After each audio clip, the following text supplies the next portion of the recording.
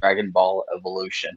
Oh, I skipped that one. Jesus Christ. I could have, yeah. When I remember that came out and I was just like, I watched the trailer and I was like, so whoever made this never actually watched the show, right? Like we're all agreed here. Like they just paid him a lot of money and hoped that kids would jump on it. Pretty much. Oh, so I figured out how I'm going to watch action movies from now on because, sometimes it's like completely unrealistic. You're like, how in the hell do you come up with that? New answer. It's all D&D and they just got lucky rolls. That ought to fix all plot holes. That's actually a pretty clever idea. Yeah, right, Tom Cruise. You just fucking punched 45 dudes, rode a motorcycle on its front wheel 600 yards, hit a ramp into like a hot girl's car, like smooth as fuck, and it was just like a series of nat 20s. Like, okay, I get it. Totally possible. Continue. Well, because I was listening to Critical Role and they had something happen, and Marisha was like, that should not have happened. And Marisha's like, no, it shouldn't have. But he rolled poorly, she rolled well, and so it got pulled off. So I'm like, you know what? Every time you watch a really bad action sequence and you're just like, there's no way that should have worked. That's exactly what happened. It's a good way to put it.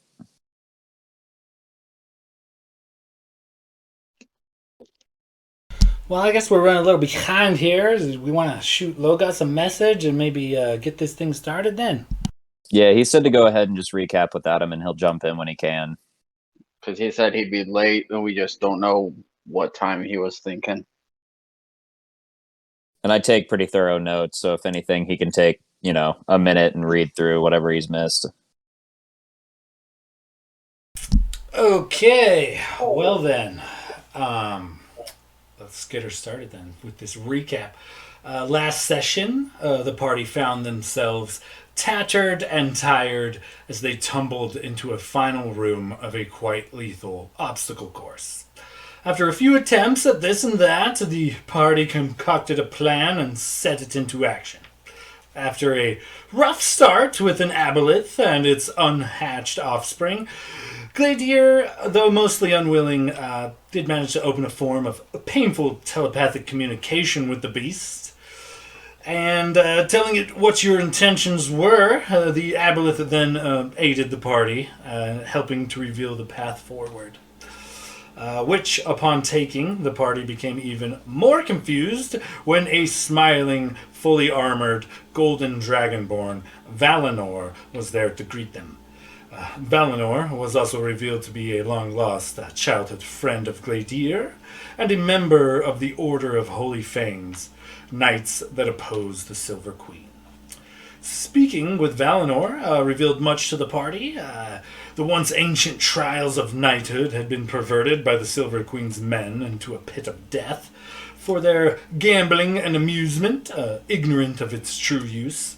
Valinor, after only days after the Great Conspiracy, was the last person to complete the trials until the party just recently. And back then, the Silver Queen's grasp had not yet held Hordenshire in such a tight grip. Valinor did this in secret with no crowds and has hid within the stronghold for years since.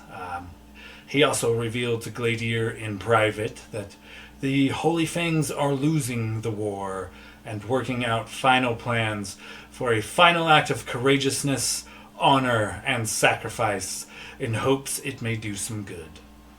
For every deed done, the Silver Queen punishes the communities tenfold, to the point where the hearts and minds of the people are lost and broken, and they would prefer the Holy Fangs to not help them at all, for it only brings more and more punishment upon scores of the innocent. However, before retiring for the evening, Valinor gives everyone a tour of the facility, including the treasury, which worked out quite nicely for everyone. And then, after some evening prayers and identifying a few items, and a light chat about deities with Gladir later, Valinor, as well as the party, retire for the evening. And the following morning is where we find ourselves now. So, you all stir early in the morning to the smell of foods being cooked by Valinor, and you can smell the crispy bacon, then hear a slight sizzle, and he has also prepared a few morning beverages. It looks like he's got a bit of coffee and tea prepared for the party as you all kind of stir to consciousness.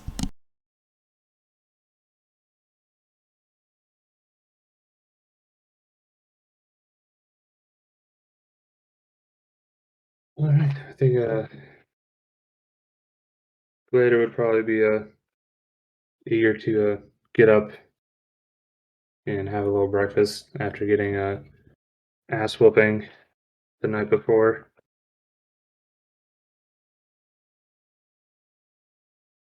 To walk in and give Valinor a nod, and then kind of sit down at the nearest table and start eating food and just kind of looking like he's in a deep thought. I feel like after everything we've been through, Renwick kind of just stumbles in. Definitely not clean shaven at this point. Like, still has his nice pointy goatee and mustache, but like he's getting the 5 o'clock shadow. His hair's all fucked up. He's not wearing his hat, and he just kind of like stumbles in, eyes half open, just nods at Valinor and like pours a big ass cup of coffee and just goes and sits down.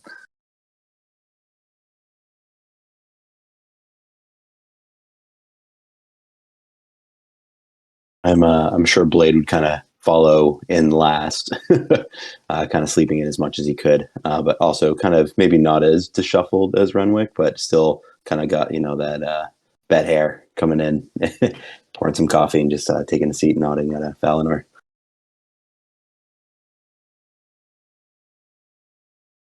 After Locris completes his morning rituals, he'll go in looking human, of a tan complexion, and grab a plate and just fill it with bacon. You guys notice that Valinor just kind of smiles at you and is happy to serve, and you notice that he's not like in full plate gold armor as you had seen him before. He's in like a light chain tunic, but it is also gold, and he also dons a belt similar to Gladir's, the girdle of scales, but he's all too happy to kind of serve you guys breakfast, and as he does so, kind of whistling a tune. He's not really like directly engaging any of you particularly, but you get the direct sense that he's pretty happy. It looks like you guys might be the first people he's been able to cook for some time. Renwick will look up from his coffee and just be like, So Valinor, how long have you been down here by yourself, buddy? Seems like it's kind of lonely down here. Pretty big space for just yourself. Is there anybody else that's staying here?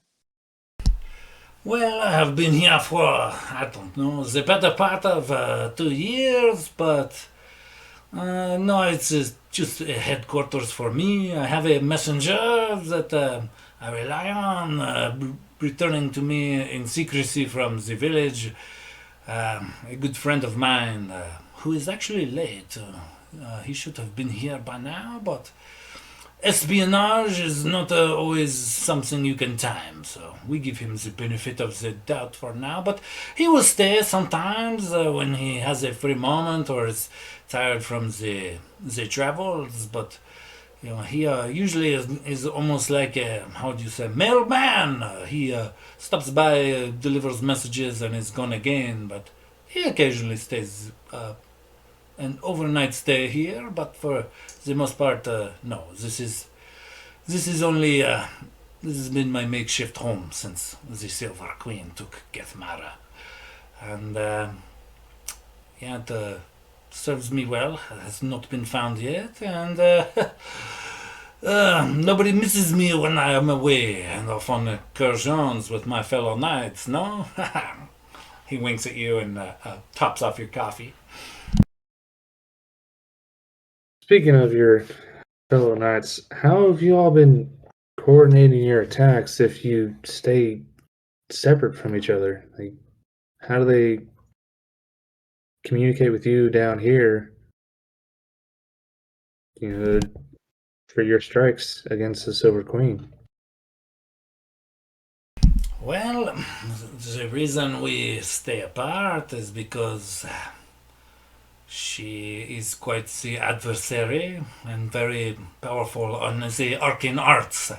We avoid her at every cost, but we find that it is much easier to hide ourselves if we only have ourselves to worry about. It is much easier to hide a single man than a dozen, and we keep in touch, but it is not constant, through a series of messengers or, there are other ways. Each is unique as the last. All 12 of us, we are the last of our order, obviously, and we do not, welcome the Silver Queen's forces with ease. We make it as hot as possible, and us being split up across all of Hordenshire makes it harder for her to track our movements. Most of our missions, I guess you could say, are done solo, but every once in a while I must rally a fellow knight or two, but for the most part we are independent units, only communicating fresh targets and sharing information to aid one another, but we don't actually work together very often. Only keeping communication once every few weeks.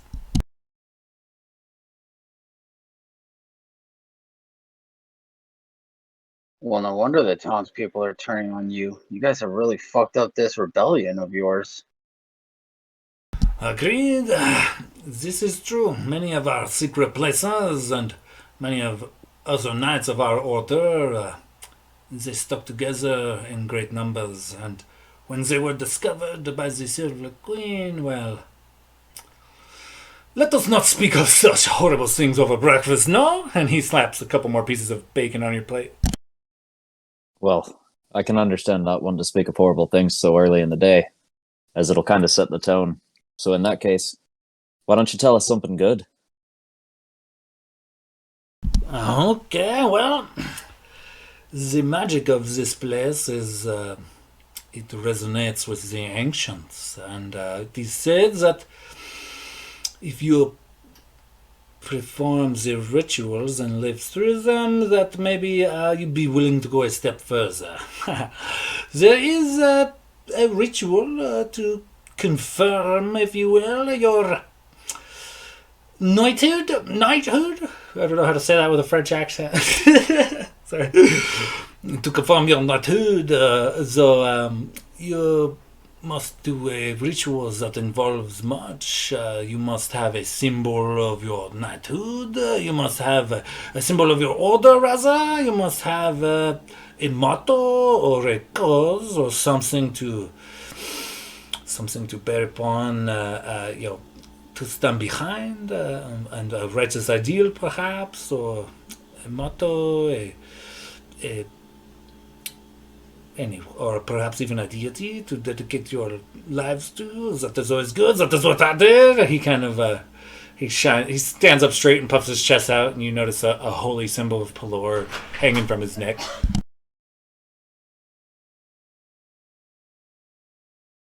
But if you do the ritual and you do it just right, there is a great blessing that this place can bestow upon you and your crew. I'm sure of it.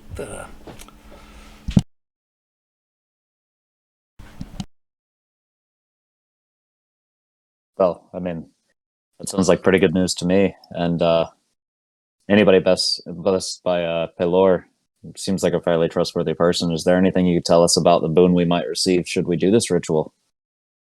And is it going to matter that something tells me we all probably worship or don't worship the same gods or deities?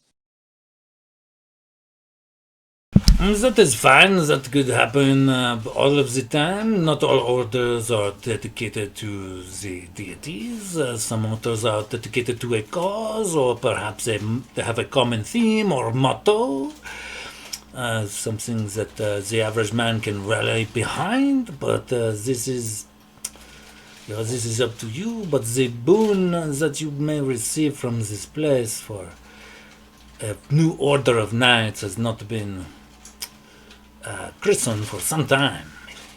The boon you receive could possibly depend on what mottos and symbols you choose to represent yourself and your fellow party. This is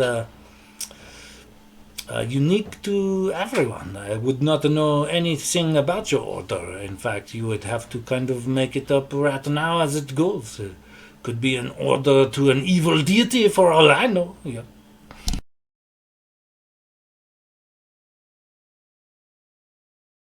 Renwick just kind of looks over at the rest of the group and raises an eyebrow.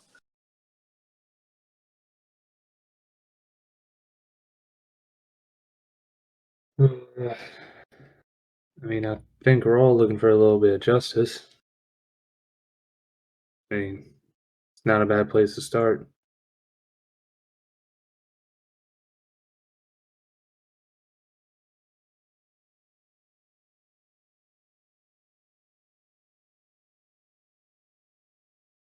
I mean, I have to say, it doesn't seem like luck's necessarily been on our side lately, so maybe seeking the favor of a higher power might be a nice starting place before we join this final push in the rebellion.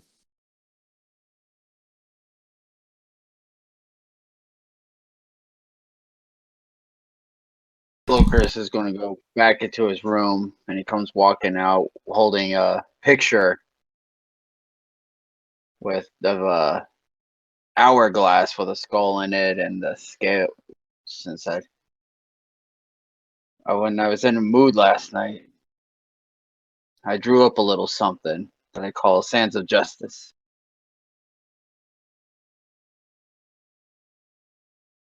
Don't really have a motto, but could work as a sign, maybe.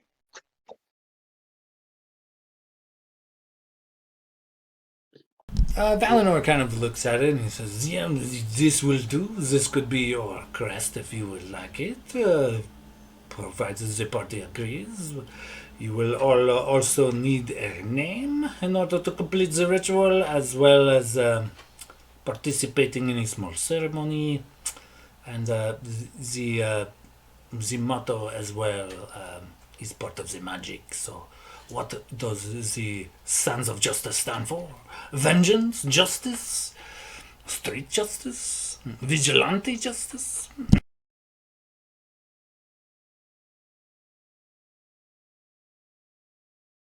Well, I mean, looking at the way that we like to handle our business, but given the kind nature in our hearts, I think it's safe to say vigilante justice might be kind of our thing. I think I agree with that as well. Yeah, a little We might chaos. not be we might not be the most polished group, and we certainly have questionable morals, but when it all comes down to it, our heart's usually in the right place. We might use a more unrefined tactic to get to that point.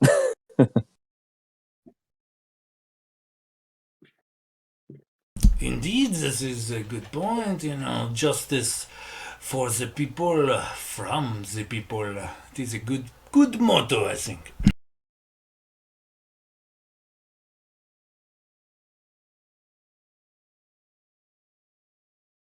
All right, so we have a vigilante justice. We got a crest. I think we got a name too. Loker said Sands of Justice doesn't sound too bad to me. Guess all I need now is a motto of sorts. How about the aim of justice is to give everyone his due? Might be a little long, but just to get the ball rolling. I kind of like that.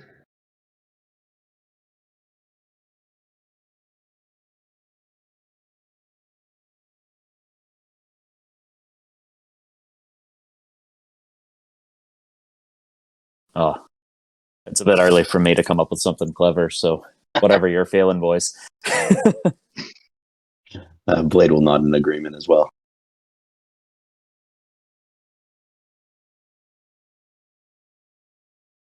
And we all look at Logus, who's just been quiet.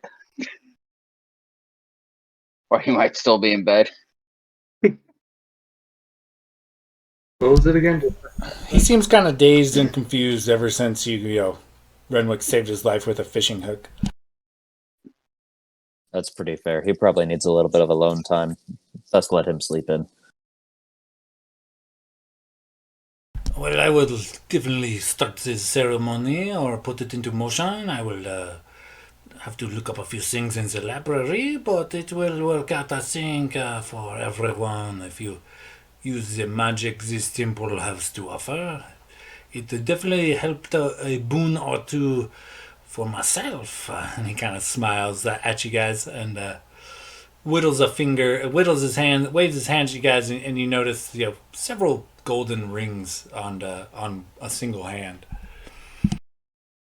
And well, I believe you guys were asking about something else. I will be right back. Please enjoy your breakfast. And he kind of hurries out of the room and goes down the hall, and he returns with like a few beakers and things, and kind of like sets them up on the table, and then takes off again, and returns with a couple more parts and pieces, and you guys can tell it might take a bit, but it looks like he's setting up like a small alchemical set on one of the tables here.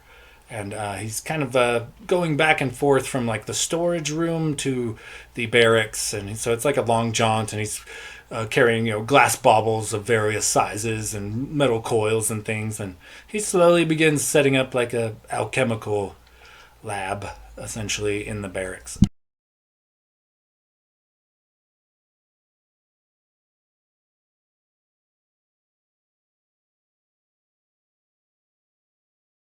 Locris is going to ask him, and I'm just completely spacing on his name.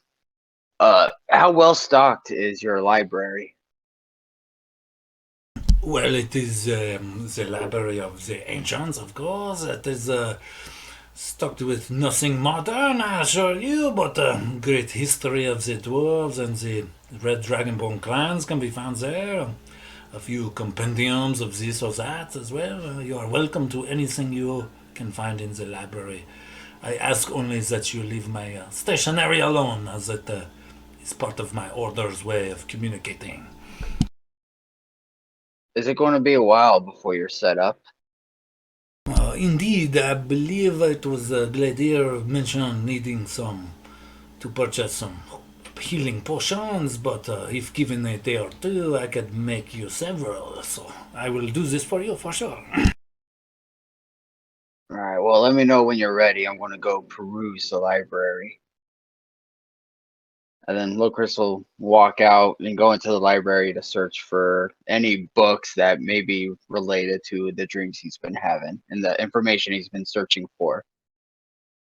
Okay, yeah, go ahead and give me, we'll call it an investigation check as you kind of peruse this library. You go into this library, and aside from a desk that's got a couple of, pretty plush chairs actually next to it, and, some stationery, some paperwork, and, a golden quill with a golden inkwell. The walls are large, they're 10, 12 feet high, and they are filled with old and dusty tomes. A few of them, it looks, you could almost tell where Valinor has been, as far as book-wise. There are several on his desk that are open, but it's got such a thick layer of dust in and around the area. It's pretty apparent where what topics Valinor was interested in, because most of the books you almost have to dust to read. But go ahead and give me an investigation. And Ray already rolled me a 9, so that's on me for not setting up my damn dice and trusting the robot. Well, with a 9, you're kind of briefly overwhelmed. There's a lot of knowledge, and a lot of it is kind of hard to read because not all of it is in the same language. Some of it's in Common, some of it's in Draconic, some of it's in Dwarven. But as far as you kind of look for, maybe something deity specific or centraled on your dreams. It's almost like there's just too much information on different deities, and you'll have to like refine your search by quite a lot, as there is a copious amount of information concerning deities and gods and things in this particular library. When he headed off and Valinor went to do his thing, Renwick finishes his coffee, makes a plate, and he's going to stroll down to the armory at some point and just kind of casually check out the smith and armory area. Just to toss that out there. Okay, yeah, I mean, it is definitely of dwarven make, so everything is really fine quality. You can tell that Valinor has been in here recently because the forge is warm, and unlike some of the other rooms, there is not a thick layer of dust in this one. There are several suits of armor that are draped over dummies that are just kind of like mannequins almost. There are like several helms, several shields. There's a few weapon racks that also contain weapons, and there's a lot of half-made stuff as well.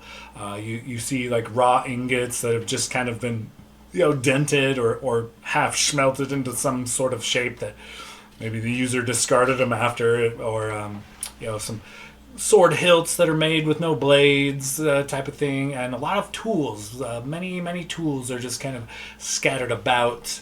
And there are the tools are also of pretty fine quality. These are not like something you'd see at a grubby old smithy. These are like fine, ivory handled, rune encrusted hammers and things. Like it is actually quite the sight. A lot of it is of dwarven make, like I said, and so it's pretty pristine quality.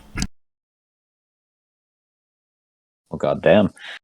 Can I look around to see if there happen to be any snazzy daggers and or hand crossbows? Give me an investigation check. Ooh, all right. 15. 15 flat. There's no like it's definitely not a Fletcher. You don't see much in the way of ranged weapons here at all, actually. But you do come across, a trio of fairly nice daggers. They are skillfully made. Looks like potentially, a good side weapon for a soldier or something. But they are all three kind of generic. They all three kind of match each other, and they're not masterwork quality or anything, but they are very fine daggers that are just kind of sitting in the weapon rack for sure. No worries. He'll walk by, just kind of brush his finger along the blade to test its sharpness and admire them. Roll initiative. No, I'm just kidding. And no, that's fine. He'll stroll around. He'll take in the sights in case there's something that they might need in the future, and then just kind of stroll back and see what the rest of the party's doing.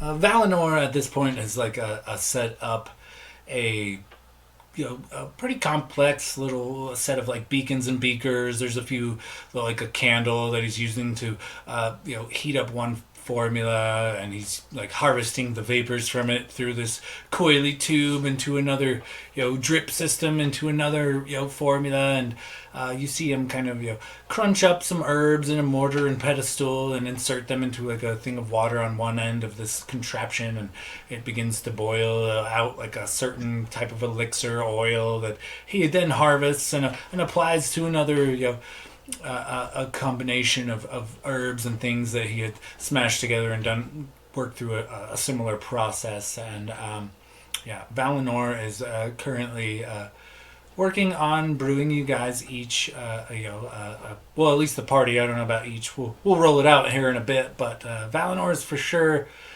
crafting health potions for you guys.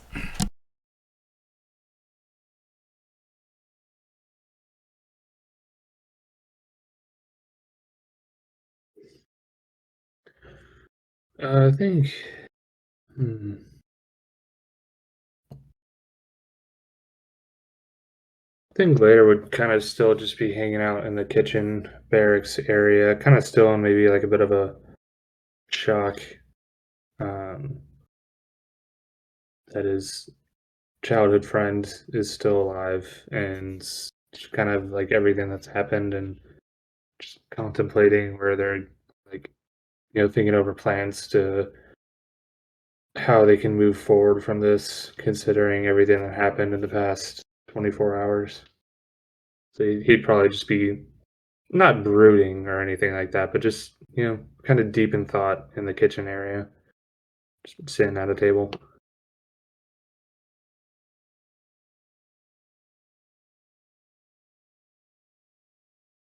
Go ahead and give me a perception check.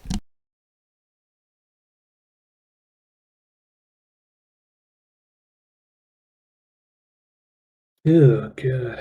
11.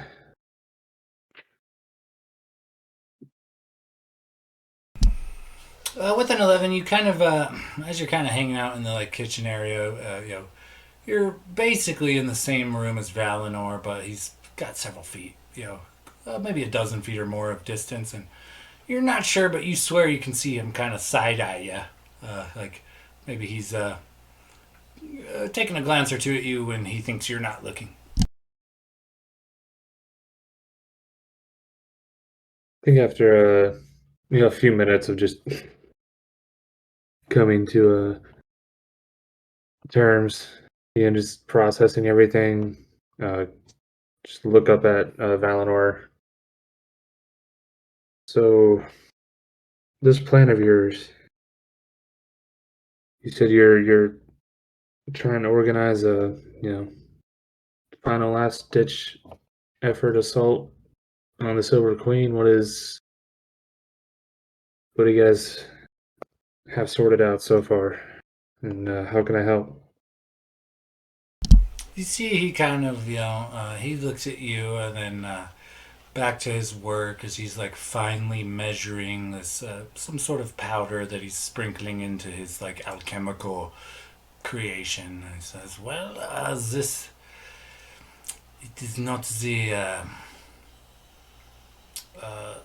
official plan, but it was until I seen the likes of you.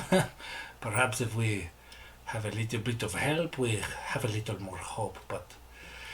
Essentially, the problem is this. Well, our plan was that we will each make it to the great mountain of the Silver Queen, and we will leave boats that we travel with along the shores, stash them well in hopes that they may be found later, and we make our way to the keep. We make our way into the keep. We stealthily free all the slaves and then create a distraction like no distraction has ever been created before. And we fight the Silver Queen tooth and nail, all dozen of these holy fangs, of the Holy Order of the Holy Fangs. And we kill as many of them as we possibly can, causing such a ruckus within the city that the slaves below the keep, many of which are the remainder of our kin, may at some point perhaps escape the city, find their way to these boats and flee. But alas, the Arctic area of the Silver Queen, her lands are not kind to those not prepared for venturing. So it is a very hopeful plan indeed. We will offer them freedom, but for how long we cannot say. If a single soul escapes the clutches of the Silver Queen, for every life we sacrifice, then it will be worth all 12 of us dying on our feet. But we have no plan to win this war, only survive with our people if we can. Yeah. The war is all but lost. The hearts and minds of the people are turning so quickly against us. It will not be long before they hate us outright, believe the Silver Queen's propaganda, and label us all as terrorists or rebels. We at least this way we go out fighting. But your presence and the presence of perhaps another order of knights, perhaps we have a little more options. But the Silver Queen's keep, it is the most defensible position in all of Hordenshire, probably all of Daanal Wisech. Marching an army upon it is not an option. We will lose. We will likely lose, even if we vastly outnumber our enemies this way. But to attack from within, with the army we have within of our people and those oppressed by the Silver Queen, perhaps we may free hundreds or thousands, and they will come back to the Northlands, and I don't know, rally the troops, be with their families at the very least. But I would not hate a rebellion if I am to die for this cause,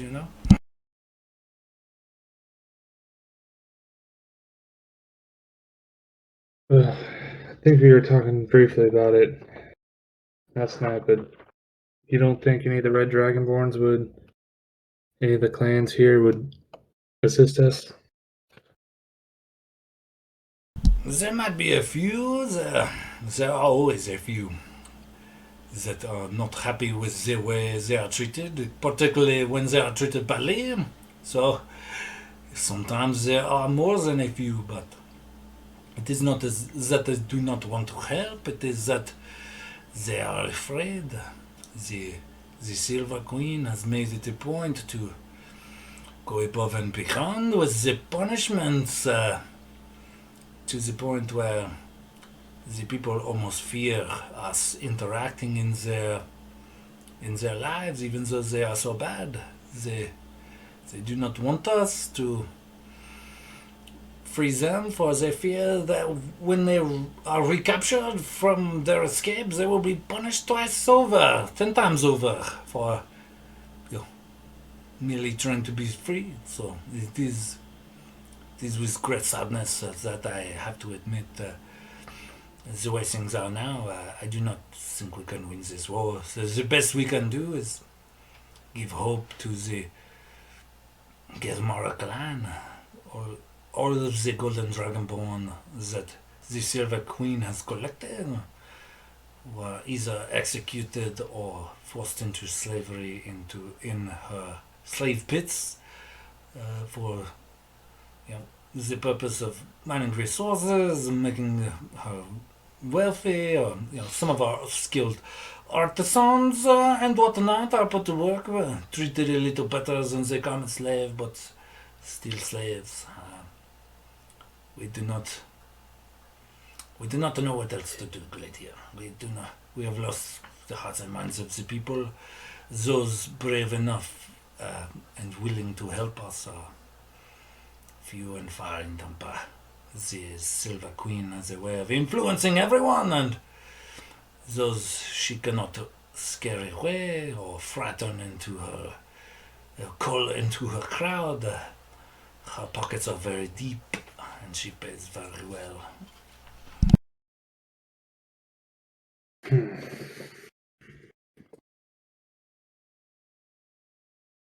I guess we'll just have to help you get into the keep. I think if we can get inside, we don't have to take out everyone. Like you said, we wouldn't win in a full frontal assault. We don't have the numbers. They're too well defended up there.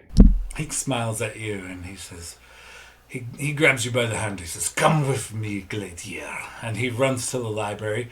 You guys look at, Locris is kind of just gawking at the fucking several different sections of the library as you guys kind of run in.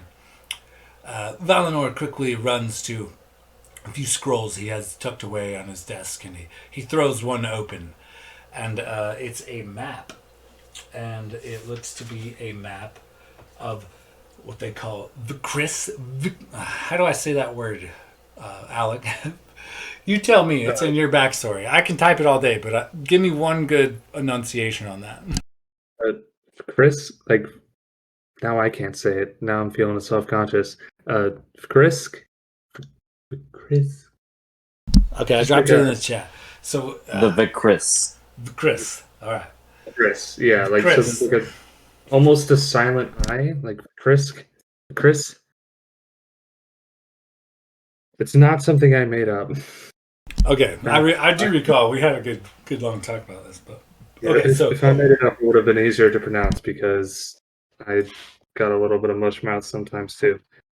I literally live in Idaho with the mushmouth master. I think it's the potatoes. Like, my tongue ties itself up all the time. Yes, Renwick. All that starch, man, keeps your tongue stiff. It's all that sucking. Oh. Oof. Anyway, so the Chris Keep is atop the ice-covered Mount Whitehorn. The Chris Keep is the single most defensible position in Hordenshire and possibly the known world. He throws open this big old map of what looks to be the Chris Keep on top of this mountain, and you see that upon like the mountain top, coming to the top of this mountain, you have to enter like the gates of this keep. And as you enter the gates of the keep, you come to what is basically a main like road. And off to the right of this main road, immediately upon entering the gates, is like the lower level of the Chris Keep. And it towers high above the summit of this great icy mountain. And however, this road continues inward into the mountain and kind of corkscrews downward.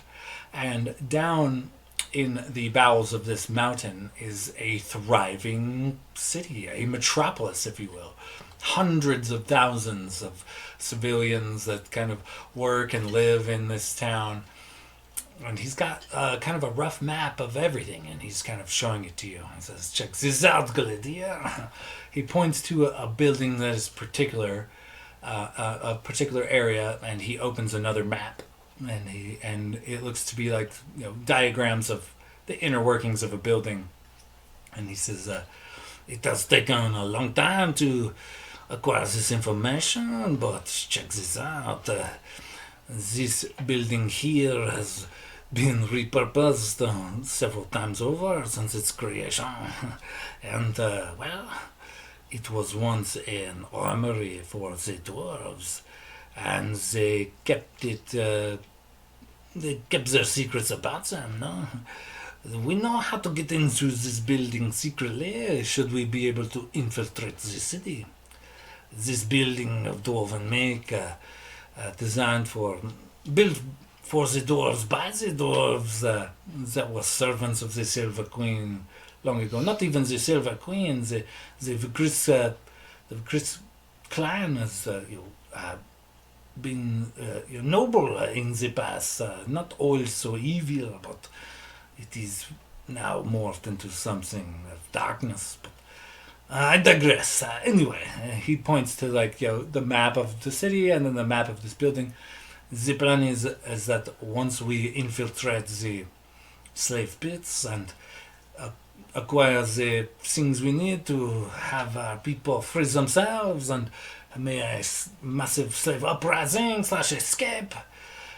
We will draw the ire of the Silver Queen straight to us. She is a very vain ruler. She hates us above everything. We are going to go to this building. We are going to take it. We are going to fortify it. We are going to emblazon the symbol of the Holy Fangs upon everything and into the sky. We will graffiti her entire city with the golden colors of our people. And I have no doubt she will send the crushing army that she is in control of down to annihilate us, and annihilate us they will, but there will be much death in the streets of her home country as our people escape, as our people flee, as perhaps supporters or people who hate the Silver Queen as much as we do maybe take pity on them. I do not know. I do not know what the slaves will do. All I know is that they will be free, and the forces that the Silver Queen commands will be occupied with these Holy Fangs, and I assure you that we will kill dozens upon dozens for each one of us. We will not win the fight, but they will tell tales of the carnage they receive. It was wonderful as it sounds going down in a blaze of glory. What if we went to the Queen instead of waiting for her to come to us?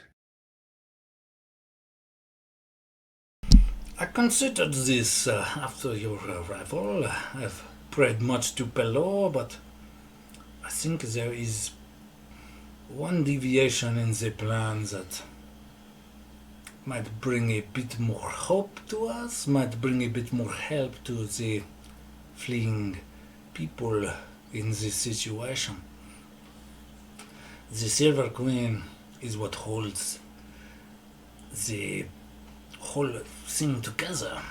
She has 3 sons, the Silver Princes, and they are as vile and evil as their mother, I assure you, but they are all driven by different motivations. They all believe themselves to be the rightful heir to their mother's throne, and each of them has been caught at one time or another trying to kill his own brother. Too bad they did not succeed. But the Silver Queen is all that keeps the 3 brothers from essentially tearing apart her dynasty. They all want to lead a different way. They all have a massive following amongst their own people, and if they were to battle each other against our mother's will, then it would bring great hope not only for the slaves to escape, but if the Silver Queen's forces are divided into 3 and 3 is not working together, then we have a very, very good chance of not only freeing our slaves, but freeing the grip the Silver clan has on all of Rodenshire. And well, I think that it might be where you come in. I need to assess a few things and speak this over with the other members of my order for sure, but I think that it is possible that the Queen hates us so much she would entice her sons to not only work together to bring about the demise of the Holy Fangs, but she would empty her keep of every soldier that she could to guarantee it, fearing that it was a ploy or something, as we have been very sneaky. But I do not doubt that she will flush her keep of soldiers. So if there was a small team perhaps waiting nearby the entrance to the Silver Keep, and those of the soldiers are not there, and perhaps you could confront her, end her treachery for all of Hortonshire, this would no doubt cause her children to have a fight over who is the true leader, and you would have an almost immediate civil war upon the lands of the Silver Queen. And so, I do not have all the details. I need to confer with a few of my order, like I said, but I think that if you are willing to help us, and you and your order can make it to the top of this icy mountain, I think we could work together and potentially help Hortonshire for the better, all of us. And who knows, if we are lucky, you might get to kill several dozen soldiers before we all die, yes? But make no mistake, this is likely a suicide mission. If you make it into the Silver Keep, and you make it to the Silver Queen's chambers, she is not some commoner, I assure you. She is likely to have personal guards, or I have not ever met her myself, but I hear that the powers she wields are terrifying. Interesting. Do you happen to know the names of the three sons? Their names are not known to me, but what they are called amongst our people, the hammer, the spear, and the book. They are all three differently capable, all three powerful, ruthless killers, reined in only by their loving, evil twat of a mother.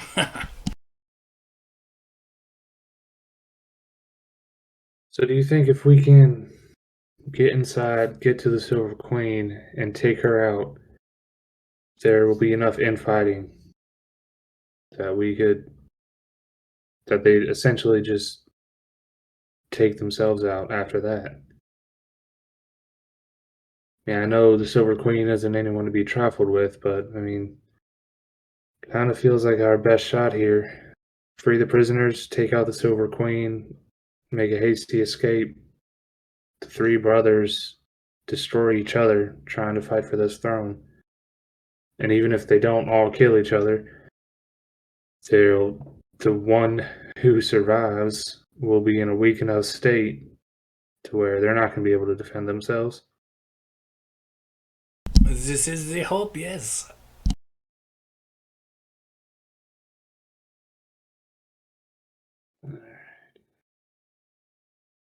So I guess Blade would be kind of, still be chilling out, kind of maybe listening, maybe polishing his flute, just kind of listening to Gladiers and oh my gosh, Valinor's kind of discussion in the background, and just kind of chime in and say, I've heard that the Queen, the Silver Queen, is a foe not to be reckoned with, and that her she has strong arcana and potential magic. Is there any sort of insight you can give us about that? Anything she's capable of? She is a very private ruler. I know this. Her presence means doom. She completely wiped clean multiple villages that she showed up at that would not bend the knee. She killed every single man, woman, and child with her forces, and then burnt the villages to the ground. They are no longer with us, and as the Dragonborns are, some of our clans are very large and contain a multitude of population, but others, like your friends in the desert in Hotmore, they are much smaller clans, and killing a few hundred of them is essentially genocide. There are several colors of Dragonborn that are no more and will not ever again be upon all of Daanal Wisech, thanks to this crazy woman. But she is a recluse, thankfully. Shortly after the Great Conspiracy, she became very paranoid and likes to hide in her tower. However, through her arcane ways, or perhaps her spy networks, she sees much, she hears much, she plots much. Her takeover of Hortonshire was very concise, very swift, and very final. Took a month to take the remaining, the north side of the country that she did not currently lay claim to, while Kithmara stood strong. It took her 30 days to assimilate the other half of the country after the Great Conspiracy. So she rules with an iron fist. Her pockets are deep. Her soldiers are many. Her propaganda is strong. She has turned the people that would once be allies against us for fear that we are some nefarious persons, but she makes us out to be worse than the slavers that she allows to roam the country. But most of the country believes them to be bounty hunters, only bringing in criminals.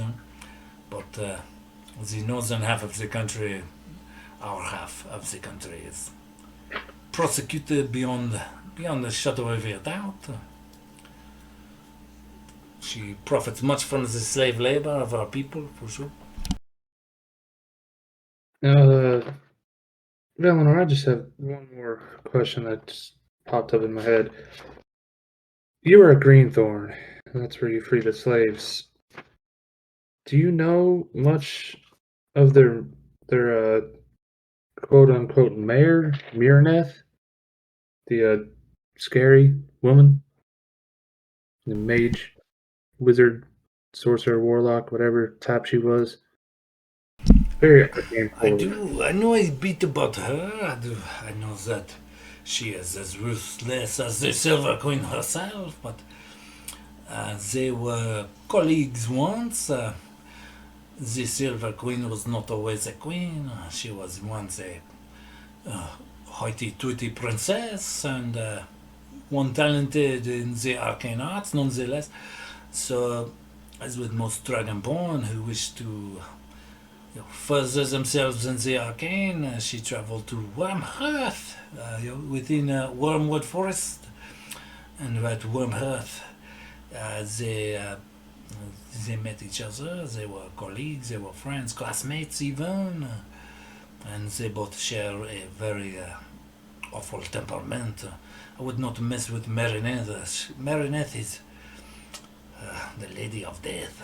She is one of the few amongst many that stands out for her cruelty and ability to wield the arcane in ways you do not wish turned upon you, I assure. But I do believe they were classmates once, friends at the least. Aside from her three sons, Marinette and a few silver dragonborn commanders, what runs the cities of Hortonshire now? So would you say they grew up learning together? Would you say Silver Queen is equally as powerful as Marinette, more powerful?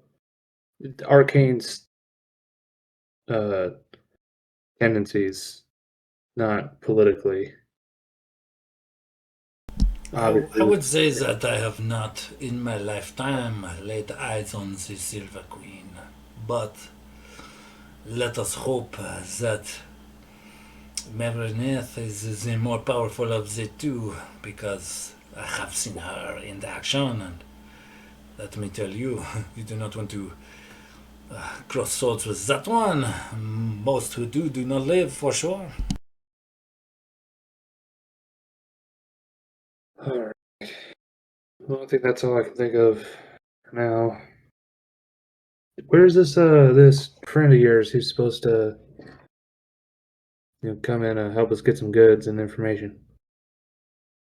I do not know. He is late. He should have been here upon the morning, but he walks over to his desk, and he's got some a golden quill with some golden ink, like a golden inkwell, and a crystal ball, like a wee crystal ball on the table, and he blows on it, and it glows slightly, and then kind of reveals an image or two to him, and he looks at it, and then he kind of shrugs. He said, well, I do not know, but as I have said before, this I trust him with my life, and espionage is what his business is, and it is not always on time. It is not uncommon for him to be a day late, or perhaps delayed by a few hours. A stubborn guard here, an extra bribe there. He will. I have no doubt he will be along shortly, but let me gather your party here shortly after breakfast. He pulls out a big, thick tome from the wall and drops it on his table, and a big pile of dust just kind of flumes out. And it looks like a book of ceremonies from what you can gather by the title. It just says ceremonies in like a golden flowing script, and he starts flipping through it and kind of looking for something specific, and says, I will look up the ceremony to officially induct your order into the knighthood. If there is an order of knights rather than a forgive my language, but a rabble of random adventurers. If it is an order of knights, something structured, something with order, I think I will be able to convince the members of my order that you are an asset and that we should use you in this final assault. Though I think they will be reluctant to involve any more loss of life, it will put on my cause if I can introduce you and yours as an order of knights rather than random rabble. Can I insight check him about him not knowing where the messenger is? Absolutely. Go ahead and give me an insight check. 13. As far as you could tell, he's been pretty up forth and honest with you, but you haven't really known him that long, so if he was lying to you, you probably wouldn't pick it up.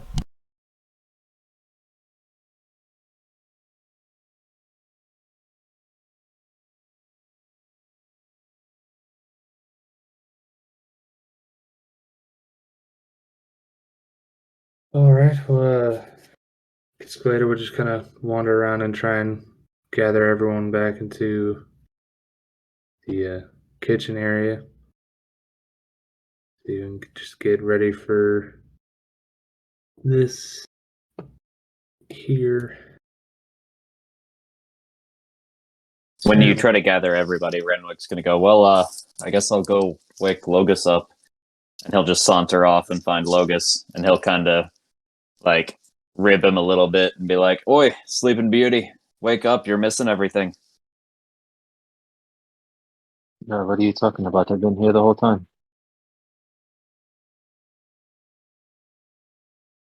Well, given the fact that you're still lying in bed, that's it's not your best deception, if I'm being honest.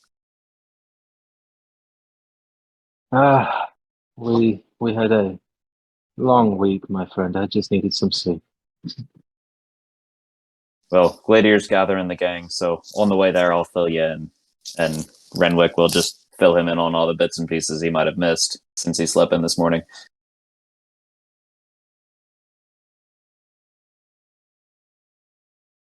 Okay. So, Valinor comes and, adjusts a few things on this alchemical set. He's kind of set up on one of the tables in the, kitchen area, kind of barracks area.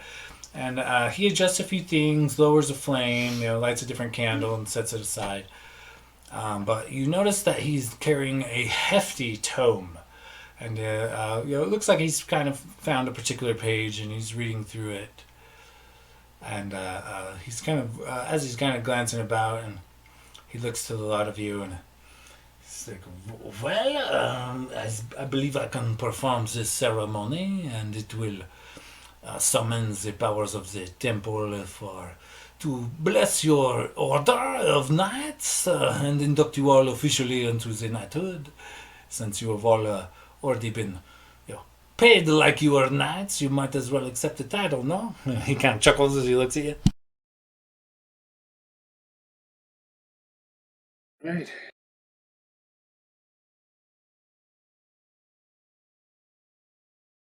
So, what all do you need us to do, I suppose, in this ceremony?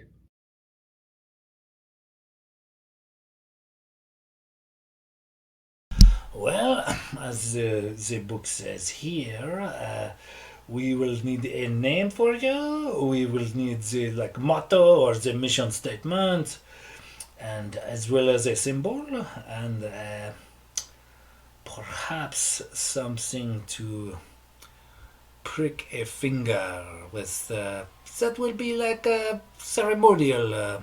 He looks to your belt, Gladier, and kind of flicks the dagger that that you kind of took from underneath your uncle's floorboards. Yeah, the dagger that was had specific symbols on it, regarding Hor, your god.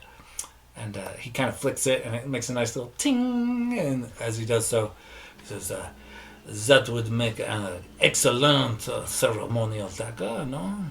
You might need to sacrifice something to gain something else, a bit of blood for sacrifice, solidifies the magic, and as long as each of you is willing to donate a drop, and come with me, we will do this in the ceremony chamber, and whenever you are ready." And he kind of walks off with his book, kind of reading into it as he walks down through the hallway to the next room.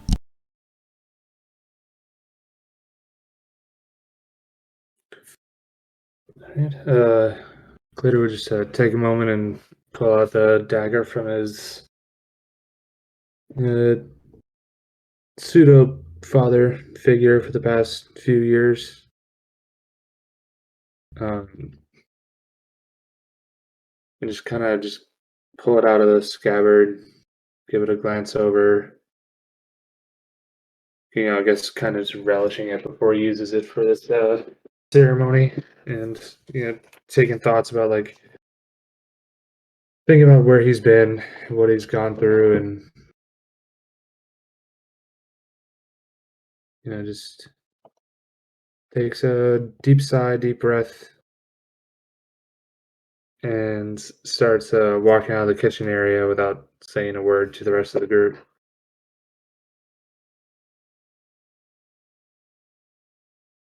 And just heads towards the ceremony room.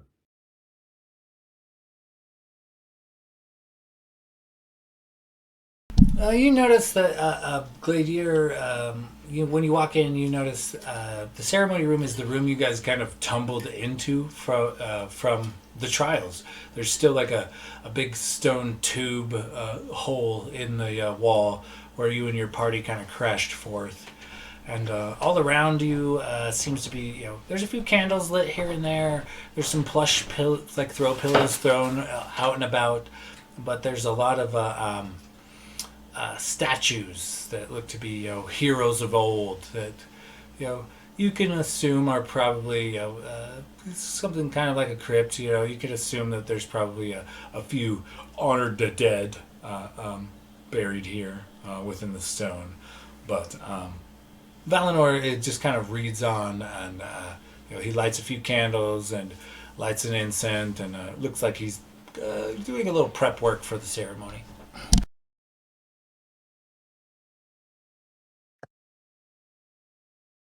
Locris will follow into the room and say, "I'll agree to this, but I'm not doing no damn suicide mission."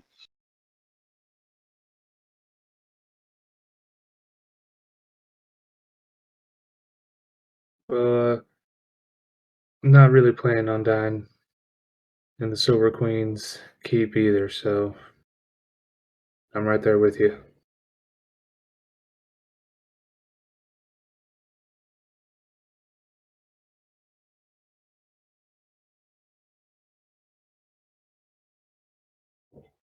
So yeah, I mean, he kind of lights a few candles, lights the incense. There's a bit of oil going on. He sets the book down on like a pedestal for a bit, and it looks like he has to fetch a few ingredients or maybe an item or two from the storage room. So he's just kind of running back and forth, prepping it up. It looks like it might take a minute for him to get prepped for this ritual. As you guys are kind of hanging out in this room, anything in particular the party wants to do before this ritual goes down?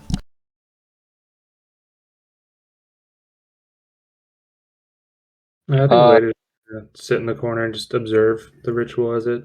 I mean, as if it- there was, sorry, No, you're good. That's it.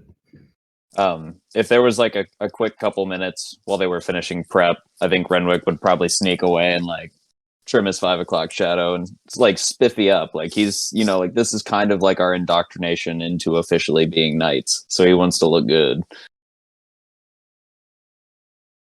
Yeah, okay. There's definitely time, and the barracks is, you definitely can fill a bowl with some water and take a keen knife to take away that 5 o'clock shadow, sharpen up a little bit. Logus just kind of walks into the room, so kind of bleary eyed from his long nap, kind of confused at what's happening.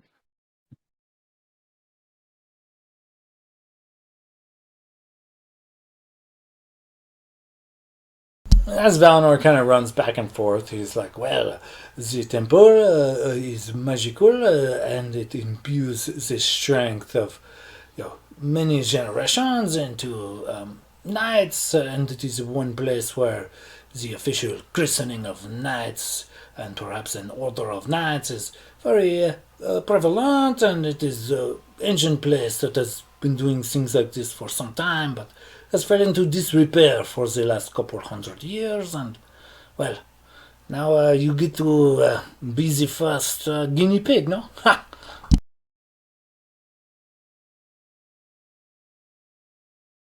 Well, I guess hopefully nothing goes wrong then for first ones in a long time. So as he kind of sets the ritual up, you guys notice that it's fairly bright in there. You get a lot of lit candles and the smell of incense, and it's got very like mellow kind of peaceful vibe going on in this room as he kind of continues going about his pre-ritual, and it definitely, you can definitely sense like a shift in like the air, or like a little tingle. Like you sense that as Valinor is kind of going about prepping this ritual, that there's almost like an electricity in the air. You guys can almost feel like the temple walls surging with some kind of energy.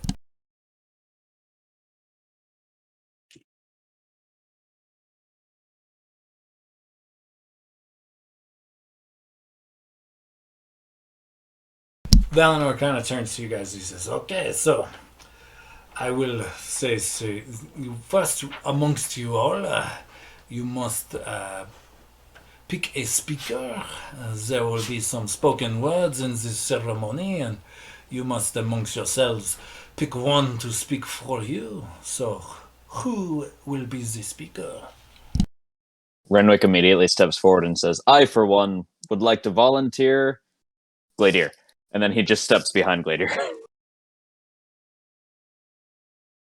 Later, just kind of, let's say, kind of chuckles and shakes his head and pats Renwick on the shoulder, and then just takes a step forward. Is everyone else good with that? I guess. Of course, I mean, after all, this is your thing, after all, so it would only make sense for you to take the lead. You're the one dressed in the outfit for it. Yeah, I do think this Armor might need a little deep cleaning. It's got a little grime and everything, but I think it'll do for now. Okay, so when I say the words, you must, when I turn to you, you must say the name of your order. What is the order of your last name? And then follow it by the motto or the mission statement that you have agreed upon. And then I will present the symbol of your order. Have you decided upon a symbol? Yes, we have. Locris was kind enough and artistic enough amongst us to mock up a little drawing. Locris, do you want to bring that forward? I will need that, please. Hand it to me, please. There you go, Chief. Thank you. And well, after you speak the words of your motto and your mission statement, when I hold the symbol high, you and the members of your order must take that dagger and prick your finger. Each one of you must put a drop of blood into the bowl, and then I will utter the final incantation to apply the blessing of the order to you all.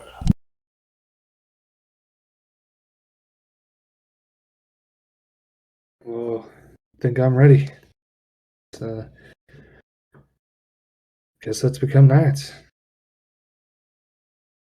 So, in like a very guttural, kind of draconic tone, it does not take long for you guys to realize that Valinor is not speaking any kind of sense. The words kind of echo and they boom, and they immediately, as soon as he starts this ceremony, the candles dim, and a once warm, well lit room is now dimly lit, and a wind seems to appropriate from nowhere. You guys' stuff is kind of blown around, and as he talks, as he echoes these arcane words in Draconic, and he turns to you, Gladier, and in the middle of this very kind of epic, his eyes kind of glow into a deep blue, and he looks to be as if he's not even speaking to you guys anymore, but like talking out into the universe. And he slowly gestures a hand to you, and in many different languages at once, but Draconic being one of them, he says, "And the name of your order." And he kind of holds his hand out to you. I suppose I'd say back in Draconic as well. The sands of justice. He repeats your words in many languages at once. The sands of justice. And as he says the words, it's like, sand almost like creeps forth from his mouth. It is glowing a reddish orange, and it is swept up into this unnatural wind, and it kind of twirls around the room glowing. And as he speaks a few more words in many languages at once, clearly arcane syllables and of the ceremony, he turns to you and once again gestures with an open hand. "And what do they stand for?" We stand for justice. Justice for the innocent. Justice for the people who can't protect themselves. As he utters your words into this arcane, guttural language, the wind picks up even more. All the candles are extinguished. An odd blue glow emanates from not only his eyes, but his mouth, his ears, all his pores, and he holds the symbol of your order up in front of him in one hand, and a wooden bowl in the other, and begins a thorough arcane chant in multiple languages all at the same time, and hands you the bowl, Gladier. All right. So, but the the last thing he asked for? Was that supposed to be our motto? To prick your your motto. Oh, our motto? Oh. Well, then I said the wrong thing. We could wreck on it real quick, but let's be quick about it. So, as the twirling wind beats about the room, what do you say as far as motto? Sorry. Yeah, I just misunderstood. A delay in justice is injustice. And as he utters these arcane words in multiple languages all at once, the wind picks up to the point where it officially extinguishes all of the candles, and he holds the symbol of your order up in one hand and a wooden bowl up in the other, and then he hands forth the bowl to you, Gladier, as he continues to mutter incantations with his glowing eyes and something glowing deep within him, but you can see it glow to within his mouth as well. And he hands you the bowl. Glitter takes the bowl with both hands. And just kind of kneels down on the ground and places the bowl gingerly, softly onto the ground in front of him. Pulls out the dagger and pricks his finger, and then just lets a few drops fall into the bowl before turning around and looking to the rest of his group and kind of just ushering them forward and holding out the dagger to whoever is closest. Okay, Gladier, take 1 point of hit point damage. Alrighty. Who do you pass the dagger and bowl to specifically? Part of the ritual is that you guys all kind of stand in like a semicircle around Valinor. So you're going to have to pass it down the line. Who is to your right? I think Renwick was right. I know he was on one of my sides. Okay, Renwick, you are handed a bowl and a dagger. Renwick will take the bowl out of Gladier's hands, just nod at him as he receives the bowl, nod at Valinor, look over at his friends around the room, and I'm assuming he just adds his own blood, or do we also speak? I'm sorry, I had a laugh moment off mic because I just pictured you, yeah, sure, and then you like stab Gladier and add more of his blood. Sorry. I mean, honestly, You made me laugh off mic. What was the question? You distracted me with your funniness. no. So he takes the bowl. He nods at Gladier, nods at Valinor, and like looks around the room, acknowledges his party, and then do I have to say anything, or do I also basically just blood oath?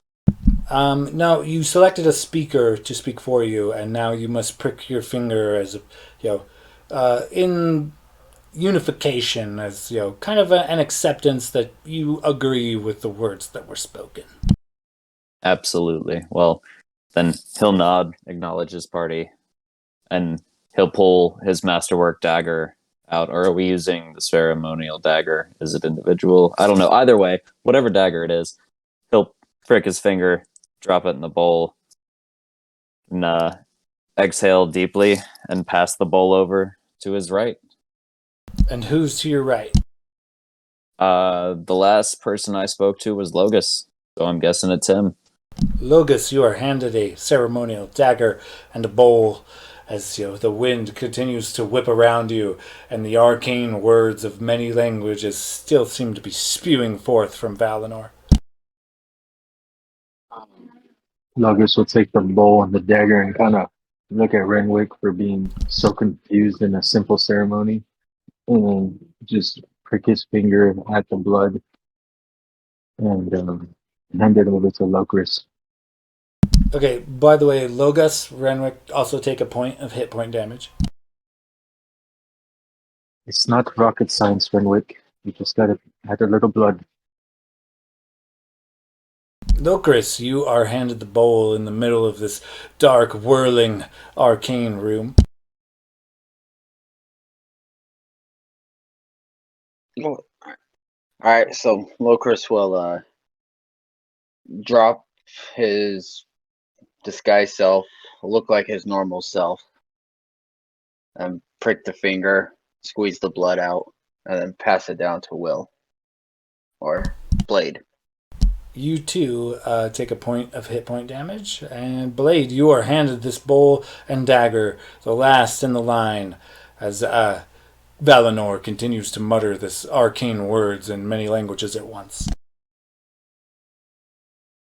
So he'll of course take the blade in the bowl and just be kind of looking at it and kind of.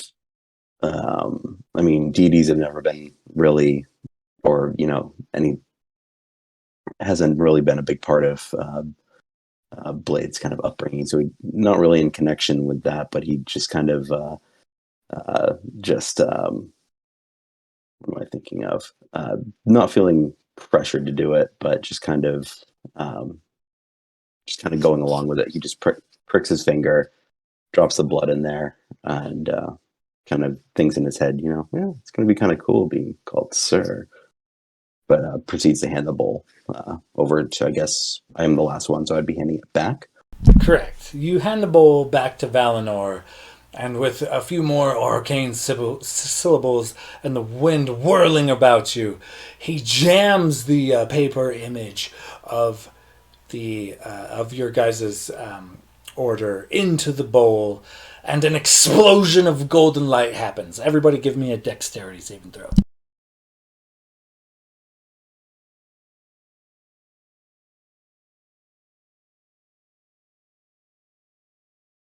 $17 for Locris. 19 for Renwick. 14 for Blade.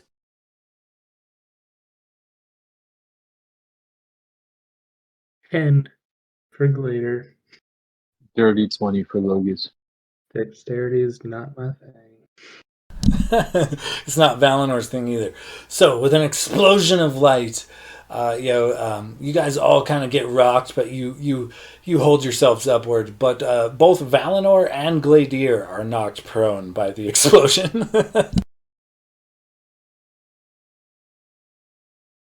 You guys notice hoovering in this semicircle is the bowl that was once in Valinor's hand.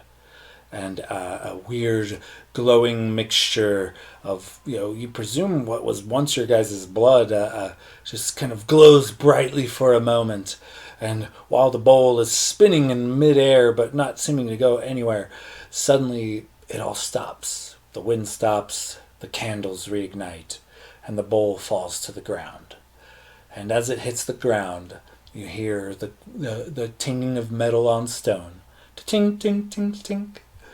And as you look forth, 5 golden rings with your motto blazoned on the inside and your symbol blazoned on the outside sit together as a set upon the stone in front of you.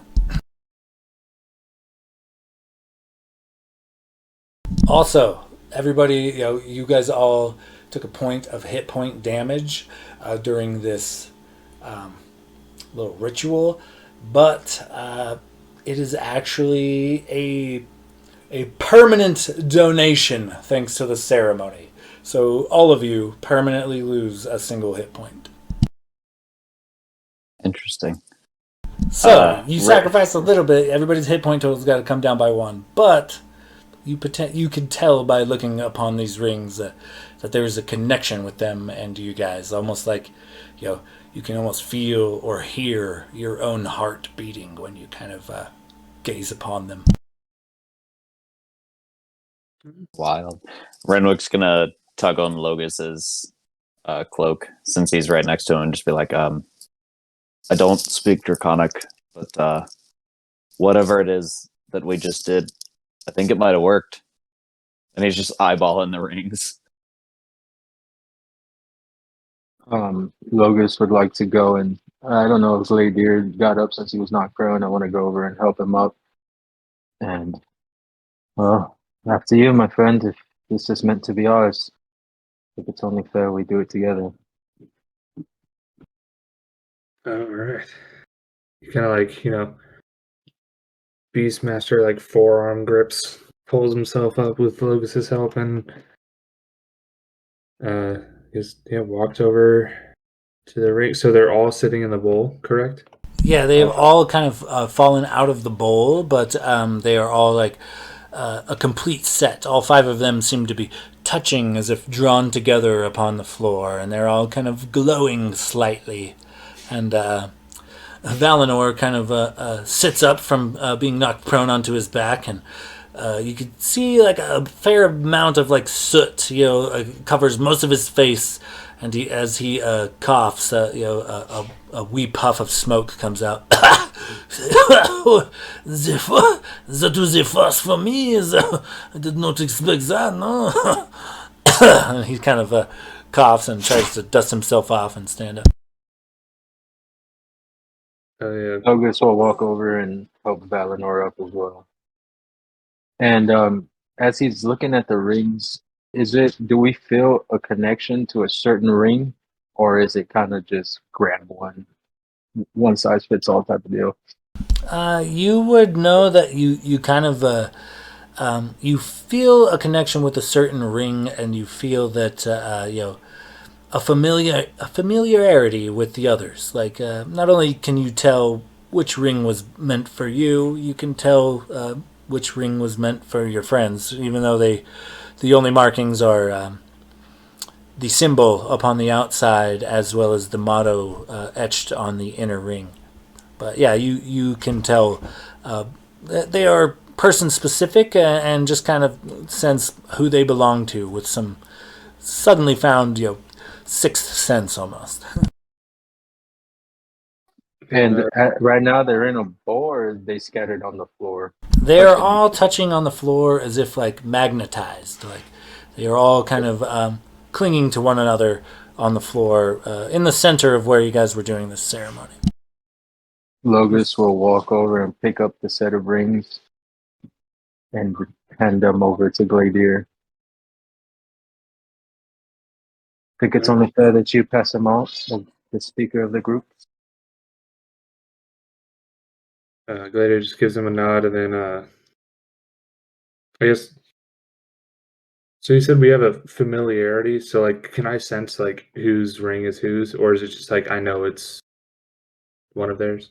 You can sense whose ring is whose for sure, but go ahead and give me like we'll say Arcana check as you can use Arcana or Investigation as you pick up these rings to kind of pass them out. All right. Putting one of my dice in dice jail because I've gotten 3 10s with it. Arcana or Investigation, they're both the same. Okay, that's much better. It was definitely the dice, not luck at all. It's 18. It's both the same for me, so Arcana or Investigation doesn't matter. So you're kind of eyeballing these rings, and they glow, and they have like a twisting, like a little crackle of arcane energy. And as you kind of pass them out, each to their own user, once they all have found their master, their owner, they all glow brightly for just a moment, and then fade, and then you are left with a simple golden band with the symbol of your order upon it. And as he's handing them out to each person, Glader would personally, thank every single one of them for helping him with his quest and promise to help them as well with their own personal quests. And for Renwick, he would kneel down and get eye level with him and do the same. He'll give you that Renwick grin, and he'll go for the handshake, but grab your forearm and just lock in and be like, I know you'll repay it someday. So for the time being, you have my blade. And, well, quite frankly, I've got nothing better to do but to follow you into the the depths of hell. So down with this silver bitch. And he'll just firmly shake your forearm. Thank you all. You have no idea how much I appreciate all this. And as I said, I don't plan to die in this keep, and I don't plan to let you all die either. So we're gonna finish this, and then we're gonna, I swear to help each and every one of you. And then Glader will put on his ring and I guess see what happens. On the count of three, we all put them on. Yeah, count of three.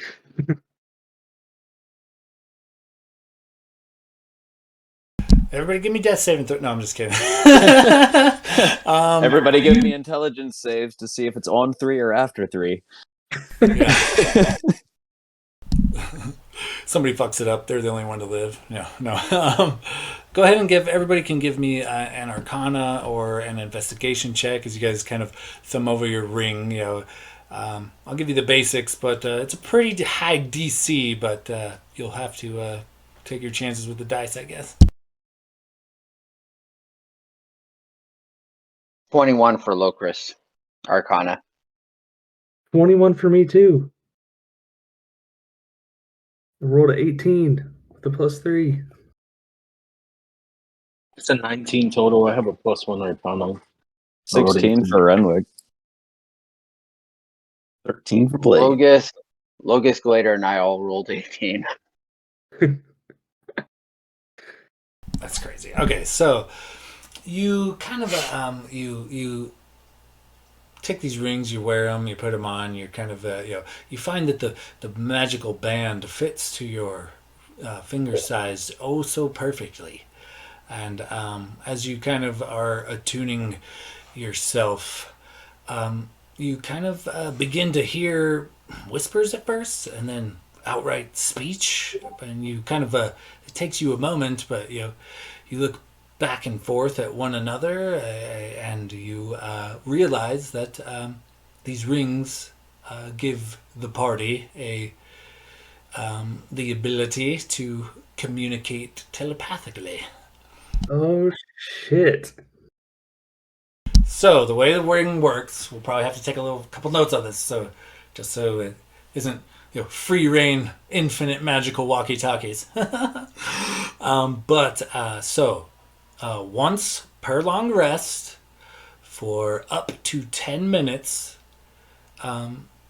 you can communicate telepathically with any member who is wearing and attuned to their ring. These rings are part of a set, so any member wearing and attuned to this ring set, you guys can once per day for up to 10 minutes communicate telepathically. There's one charge on the ring, so you can communicate telepathically with any of your friends for 10 minutes a day, but there's only a single charge on the ring, so it has to be kind of used sparingly, but you guys are able to communicate telepathically with one another for 10 minutes a day for up to 1,000 feet.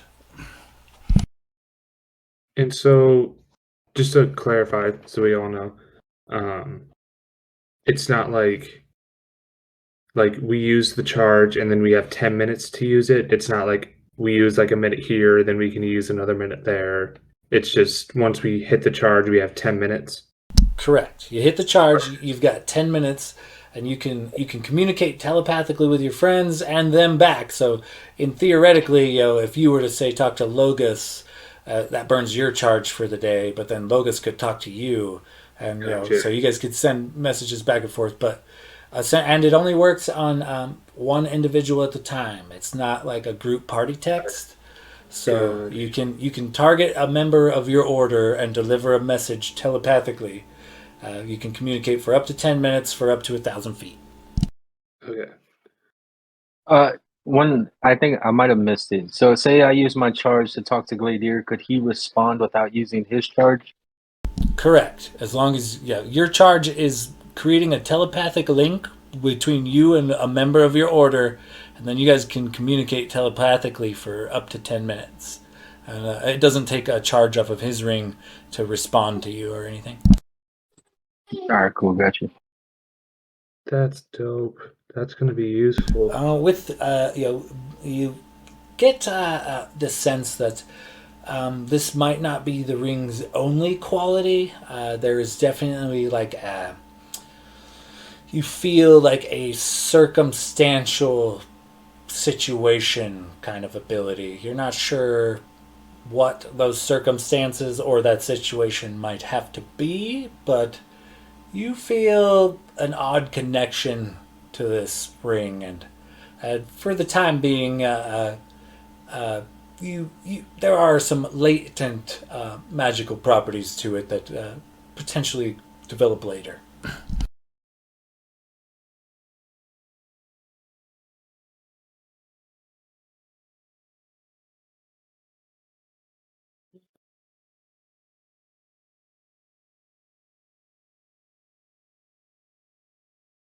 As you guys are kind of gawking at your fancy new jewelry, it does require attunement, by the way. So if you guys have to take up an attunement slot, but as you guys are kind of ogling your fancy new jewelry, you hear a kind of a somewhat familiar voice coming from down the hall, and it kind of calls out, "Valinor, what are you doing around these parts? Holy shit!" As a dwarf kind of pokes his head around the corner into the room you guys are in, he immediately draws his weapon and begins screaming, "Valinor! Valinor! They found you! They found you!" And he just takes off running down the road, or down the hallway.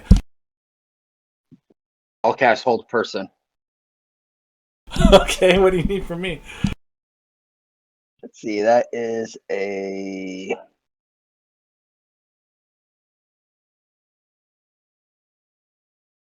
wisdom saving throw of 16. Glader pulls his sword and shield off of his back and takes a defensive stance. So I rolled an 18 on the die. He doesn't get any mods, but I think I beat your spell save anyways. Yes. So this dwarf draws a warhammer and sprints down the hallway towards the barracks kitchen area. And Valinor is like, excuse me, it is my messenger. He has arrived, so he is many hours late. Follow me, there is much to be learned. And he too gives chase to this dwarf, calling after him. Calm down, friends. These are my company. These are not intruders. Calm yourself. And he approaches the dwarf.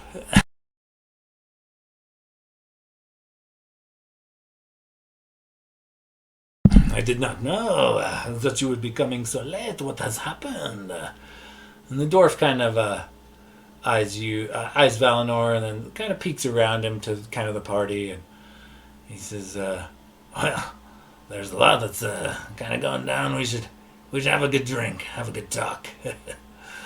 Introduce me to your friend. And as he looks around, he's kind of stops mid-sentence, and he's like, "Son of a bitch." He's like, "I remember all of you. Didn't I just sell you some rooms?" And you guys... You wouldn't recognize me. True. I recognize most of you.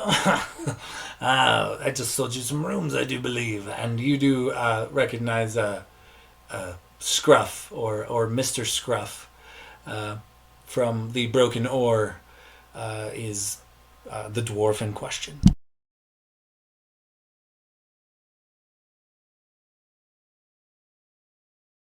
Glader's still looking a little suspicious and wary. Did you say they've found us? Or found Valinor? Is that what you said? Forgive me, I didn't recognize you, and I don't see many not gold dragonborn here when he does have company. It's pretty much just me, so I was worried. Thought maybe the secret had been found out. So there's no one chasing you right now? Not likely. They had a hard path. Okay, insight. Yeah, go ahead.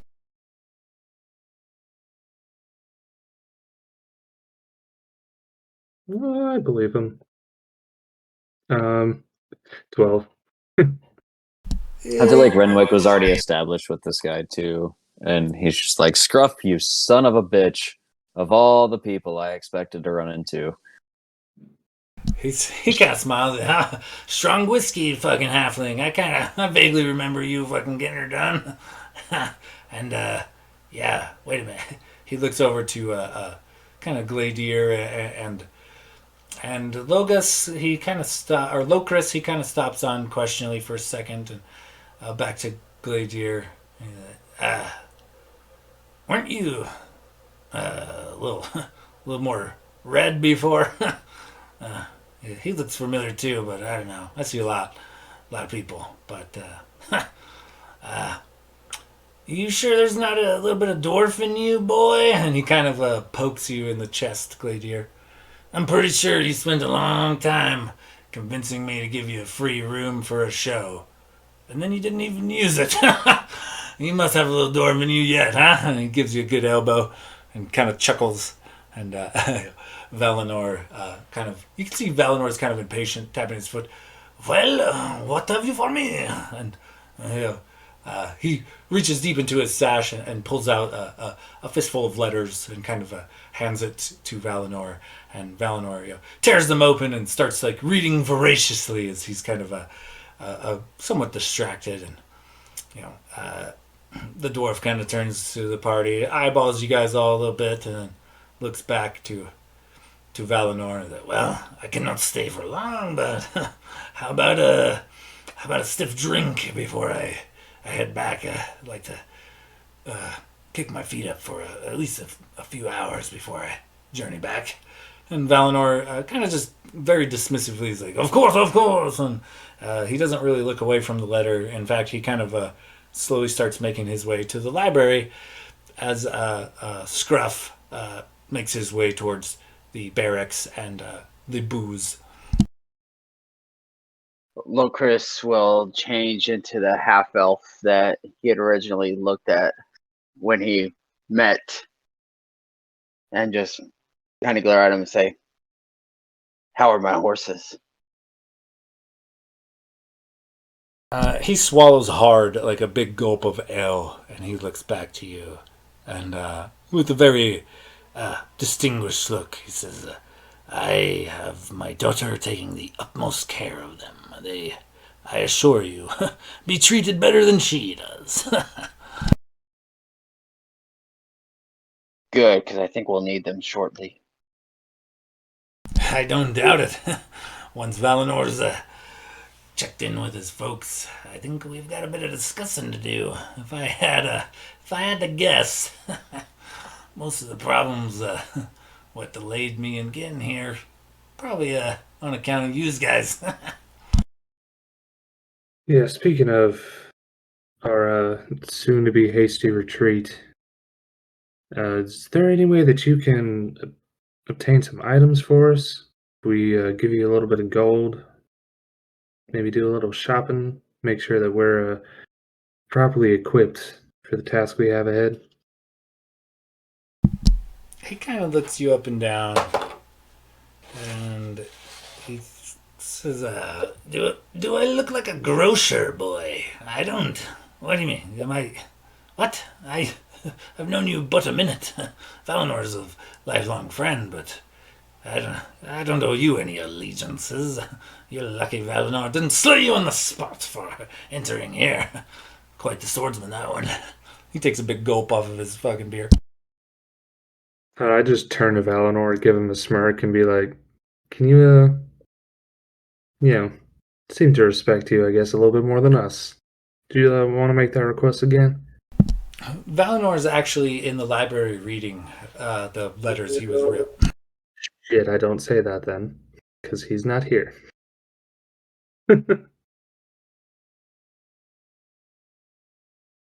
He takes a big swig off his ale, pours himself another, and cleans out the remnants of whatever Valinor had made you guys for breakfast. He definitely starts munching on bits of bacon and toast and things as he swallows a bit of ale, and he kind of looks to the lot of you.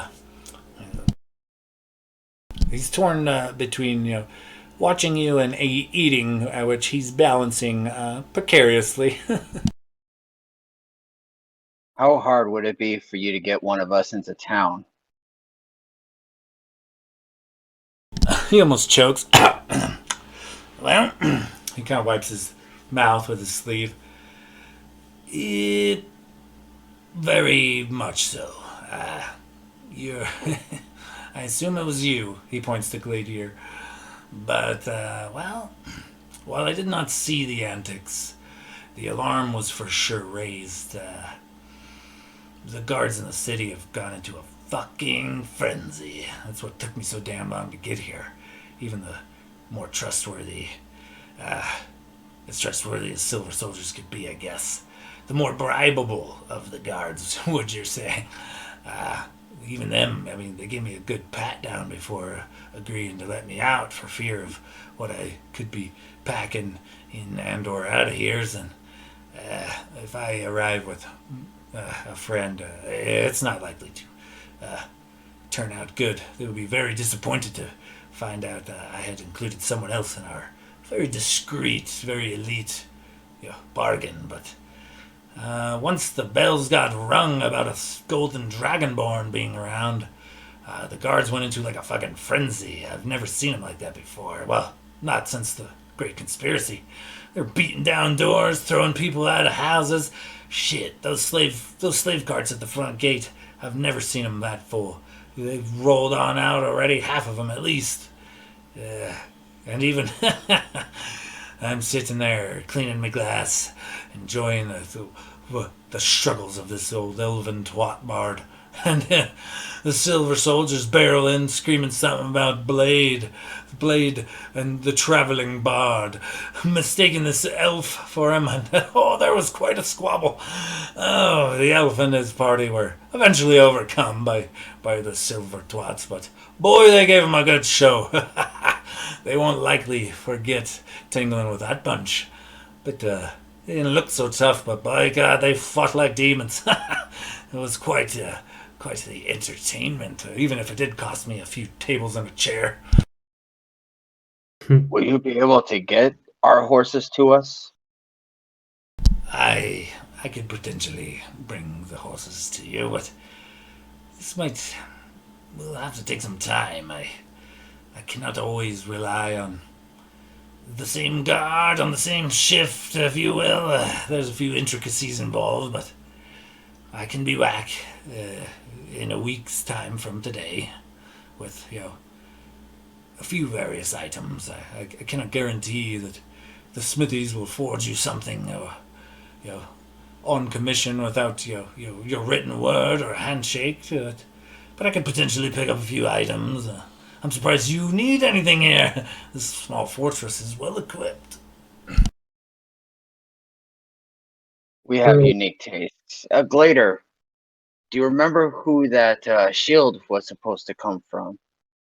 I do. It was Smithy. Sorry, looking through my notes. I have the name somewhere, I think.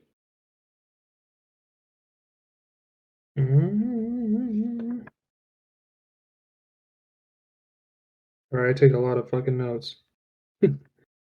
Yes. Wait, no, that's general goods. Okay. Yes. The blacksmith is. Where the fuck is.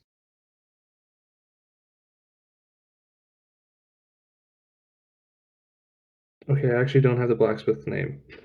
So the blacksmith you put an order in with, or rather, you weren't actually there. Renwick put it in for you, but it was it was like Brotar. Brotar he is the instructor at the smithing guild. So he's the kind of the instructor teaching the locals, how to smith and different techniques here and there. He's the one that took your order. Yeah. So we actually have a custom order with Brotar of the Smithing Guild, along with a few items that me and my friends here might request that you pick up along with our horses. Could you possibly pick up that order?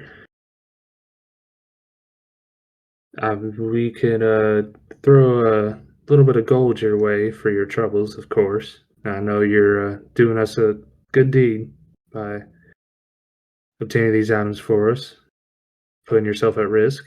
As you mentioned gold, he that's the only thing that stops him from shoveling in food into his face. He sets it down and kind of wipes his hands. He's like, well, yeah, mate, I could check in on something for you. Wouldn't be a big deal. I be visiting Brotor, not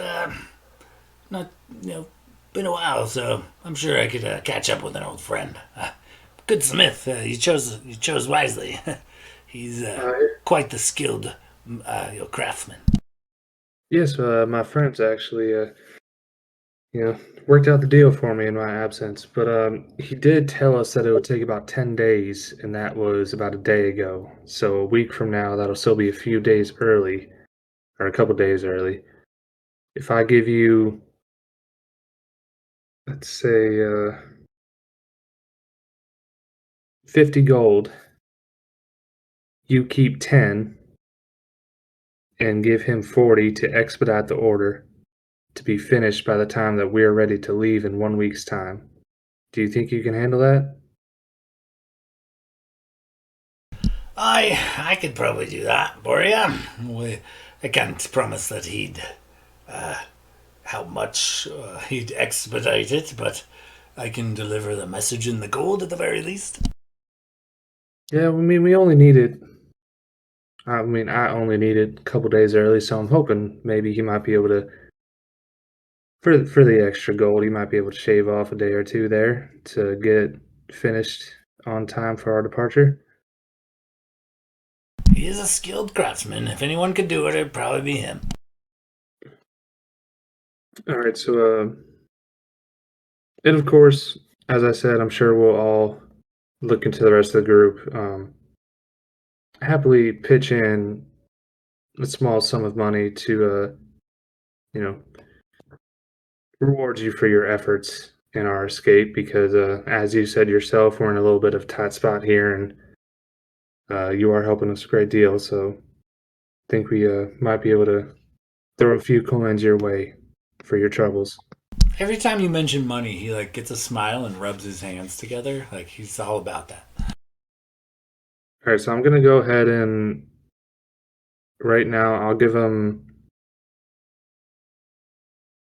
75 gold. Valinor kind of enters the room and immediately stops you. Hey, you are very quick, Mr. Scruff. Do not dupe my friends, please. You know my pockets are deep. Anything that you need will be provided for you per our original agreement. And Mr. Scruff, he strokes his beard and looks up at Valinor and I didn't even ask. They offered, for the record. I was just, silent bystander. And Valinor kind of gives him a disapproving look, but then with a smile, he gives him also embraces him and lifts him high into the air, much to the dwarf's chagrin, and sets him down and says, "Well, it has been a while. What news have you for me about the great city of Hammerton?" And Scruff kind of looks to the party. He's like, "Well, I think these guys have caused quite a ruckus. There's like a security lockdown. The front gate, all the guards on the walls, all the guards everywhere. They're on high alert. They're more than obnoxious, even for guards, to be honest. Anybody getting a little too defiant finds themselves in the cages of the fucking bounty hunters. So that's about a shit deal. And they're going on different raids around the fucking town. They've kicked in several doors looking for people to question, because suddenly, there's this the golden dragonborn has been sighted within city limits, and the fucking the guards, they all lost their fucking mind for a little while. They're just kind of roughing up folks and going around. And let me tell you about this harp playing twat of an elf, Valinor. And he goes on to kind of describe the story of several silver soldiers storming into his bar, mistaking this harp playing elf for Blade and thoroughly beating the shit out of the bard and his party.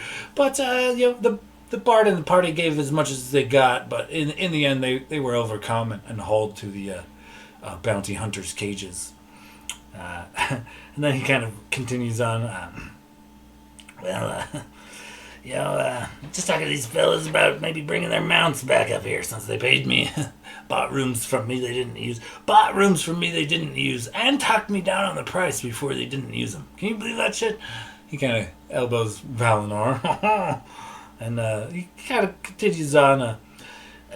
From the word on the street is the soldiers went buck-ass wild at the orders of the commander, but upon this morn, the commander wasn't any the wiser as to where this golden dragonborn was.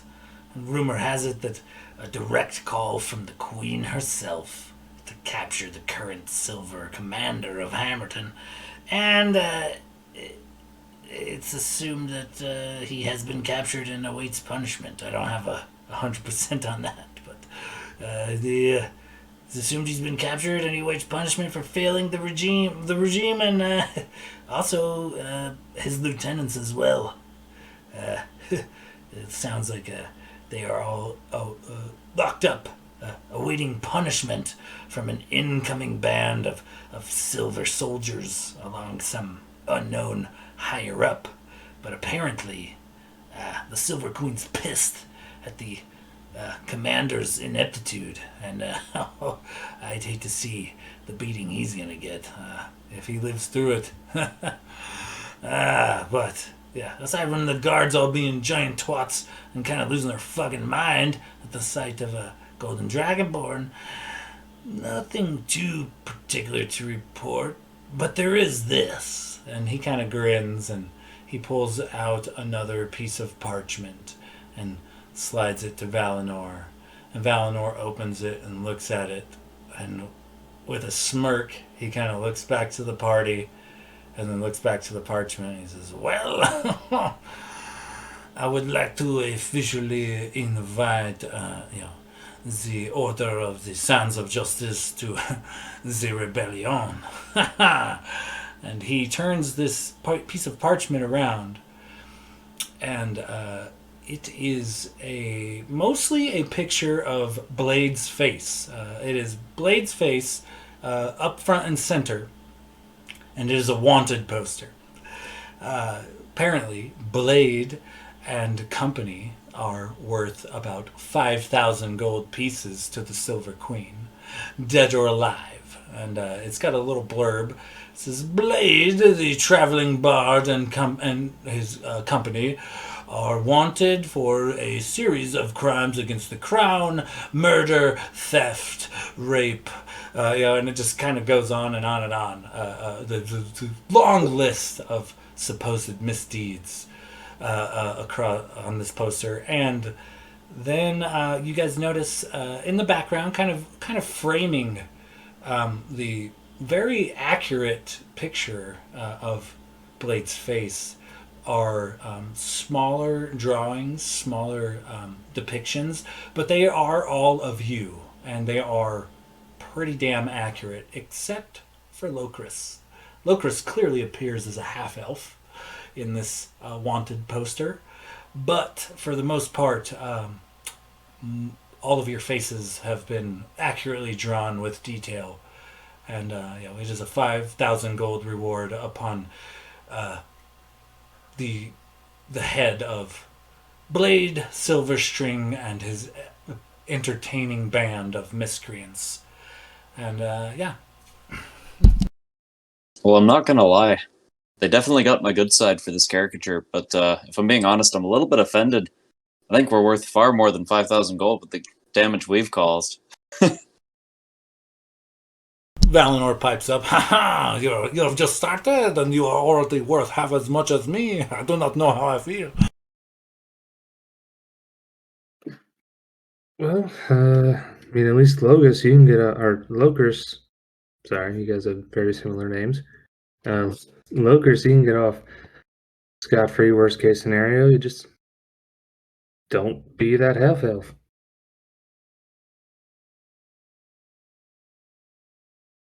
Um, so Glader's still, even with what Valinar said, he's still gonna hand Scruff that 50 gold to try and expedite that order for the shield,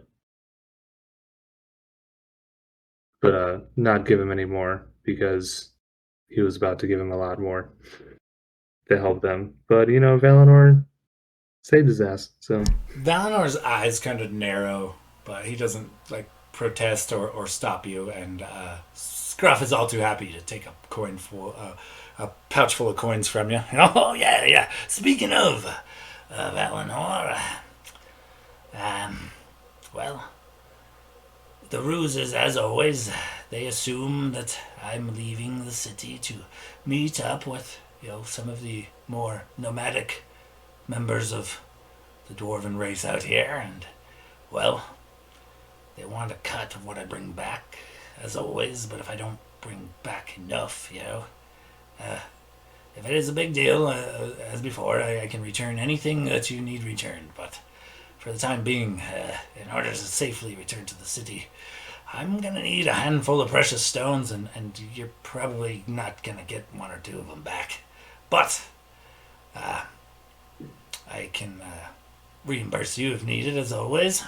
And Valinor just kind of waves him off, like, oh, no, no, you are not stranger to the treasure realm. You know that it is no big deal to pull this off. I would rather you make a little profit for yourself for endangering yourself so, and I appreciate your services as always. And Valinor bows deep, and he kind of grins, and he says, well, I feel awkward helping myself to your goods, but you walk me down there and we find us a couple of good gems and I get out of here, huh? Valinor agrees. Indeed, I shall see you soon. Let us do this. He just kind of walks off with Mr. Scruff, and they head towards the treasury.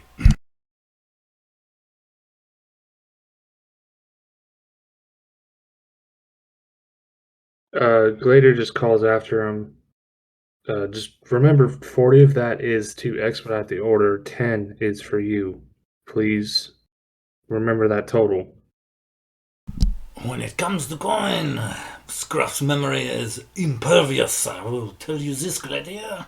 He is for a awkward individual, he is very, very skilled in the ways of mathematics, at the very least. All right, just making sure. Because, I feel like it's going to be a really good shield, and I don't want to have to leave town without it, paying 200 gold for it. So him and Valinor kind of fuck around in the treasury for a bit, and then they kind of return. And Valinor, bows deeply and is grateful, expresses his gratitude to the dwarf, and then kind of goes back to tending his tedious kind of alchemist setup. And meanwhile, the dwarf kind of turns to the party. Well, shield, check. You want your critters, I imagine. So bring your stock back with me. Your livestock, anyway. Is that it? We're good here. Yeah. Shield, livestock. You guys need me to check into anything else for you? Oh, well, now that you mention it, I think we might have some, maybe a short, not a crazy list, but, maybe a short little list of things we might want. Boys? Well, I mean, I've got a bit of a shopping list and a little bit of gold to spend. I'd make it worth your time, but I'm not sure you could fetch the price that we could fetch. Should we save this for another excursion? Is there any chance that you could perhaps use your history in the area to fetch us a better price? Especially being a bit of an inside man yourself. Roll me a persuasion check.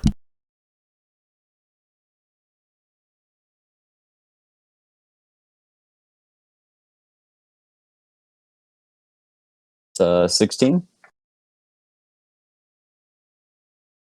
I mean, I know a few merchants, and I have for a few 100 years. I might be able to get you a good price on this or that. Kind of depends on what you need. What do you need? Renwick's just going to hand him a small list of things that he's been jotting down that he also dropped in chat earlier this week.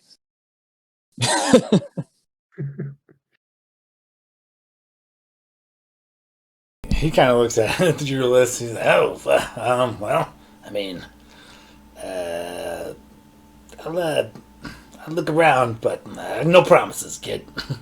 Well, I'm not saying you'll find it all. I'm just saying if you find one or two of those things, you'd make it, well, you'd make my day. Let's be honest. You'd like to see more of hands this the list grin. back to you, and he's like, well, I mean, there's no finer craftsman for wares in Hordenshire than my people, but I mean, they're crafted in such a way that, you know, like if you needed some armor, a blacksmith might be able to make the best suit of armor known amongst the realm, but to get it to fit you, he's at least gonna have to look at you. Yeah, it's specifically tailored if you want something, you know, enchanted and whatnot. So you may have to wait on a few of these, but I will look into it at the very least. Well, I certainly appreciate your time. Brotor is a skilled craftsman, and he may be able to commission some more things for you, provided you pay coin and pay up front. That's usually his motto. Can we all just give him our lists that we sent you earlier in the week? Absolutely. He's kind of bombarded with lists, and he looks around. He looks back towards Valinor. Yeah, I feel like he mentions that, and all five of us are just holding out like slips of parchment. How do these guys even know like about some of these items? Well, these are some fucking wild adventurer types, huh? You always keep weird company. I thought those Pelor Knights were weird. These guys are way weirder. In my defense, not only am I a well-traveled man, given my age, but I also happen to have formerly been a bit of a merchant and a trader, so I've seen my fair share of wares. All right, well, I'll be back in a week's time. Until then, you try not to die and stuff. That'd be great. If you could not piss off any more guards, that'd be great too. It's kind of hard to do business when I got guards busting up my bar. What can you tell us about these nomadic dwarves? Ah, they're my people. They are just like the dwarves here in Hammerton, but they choose the wildlife. Living in family groups, you know, some are small, some are large, pretty mobile for the most part. Yeah. Moving from Love for the vein queen, to hate vein. for the queen. No, they do not work for the queen. They don't claim to be governed. They govern themselves and their small families, and they go about their own ways. They don't fret with society much, but they do go from vein of ore to vein of ore, crafting incredible things, and yeah, they are worth looking up and bringing some of their wares back to the city. A good profit can be made, and like most dwarves, they'll part with a good piece of work for, you know, a fancy gem or two, and it's, you know, if you do get the opportunity, you should definitely speak to some of my more wilder kin that call these mountains home. Would they be the type to turn in one of my compatriots if they saw them, or are they the type to stick to their own business? They will stick to their own business for the most part, but you could speak a little dwarvish, should break the ice. I can understand it. Harder to speak, but I figured they might be more comfortable speaking to my buddy Renwick here, since he's about their size. I also speak Dwarvish. I was going to say, no, I take that personally. As do I. I'm 10 times the size of that little child you got there. But I've got nothing wrong with him, but for fuck's sake, I'm far more lean. He's short, you're short. The end. I'm And easy. you're horny, but we don't judge you for it. Ooh. Get it? Because you've got horns. A lot of good points are being made right now. Is there one tribe that you would recommend if we wanted to look for some nice work of arts under the table, so to speak? Don't want to go wandering the whole mountain. They are all mostly under the table. You'd be hard pressed to find them just laying around. There's a few different families, different clans. Some are, a couple with a couple kids. Others are, aunts, uncles, grandparents that run generations deep. You might run into 4 or 5. You might run into 400 to 500, but you'd be hard pressed to find them on the surface, unless they're scouting out ore or something. For the most part, they keep to themselves and the nooks and crannies of the hills here.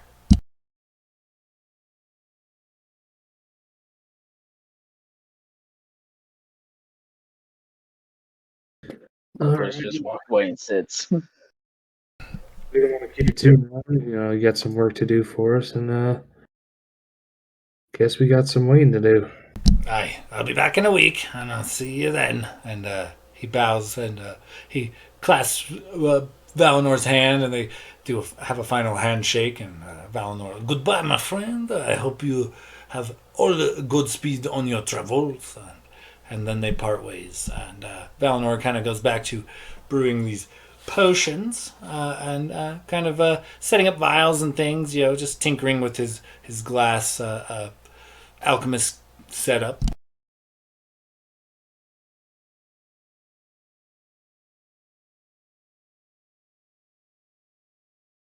So you guys kind of have a bit of time to burn. This is a pretty decently stocked facility. Is there anything in particular you guys want to do upon your wait of a few days?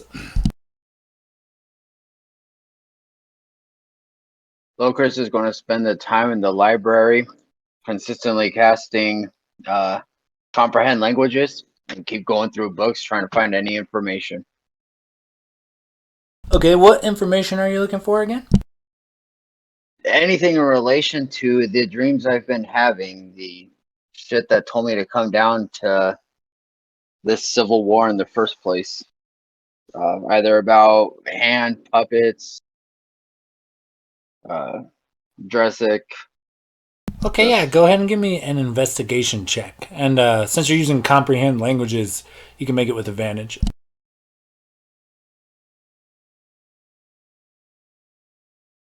Yeah, 18 twice, so 21.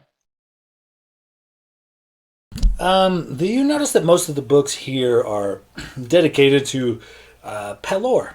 Coincidentally enough, a lot of the religious material is personal accounts of heroes of Pelor, paladins, priests, and whatnot. But you do find a rather interesting book, though it is thin. It is not one of the heftier tomes that you see filled to the brim with Pelor's goodness.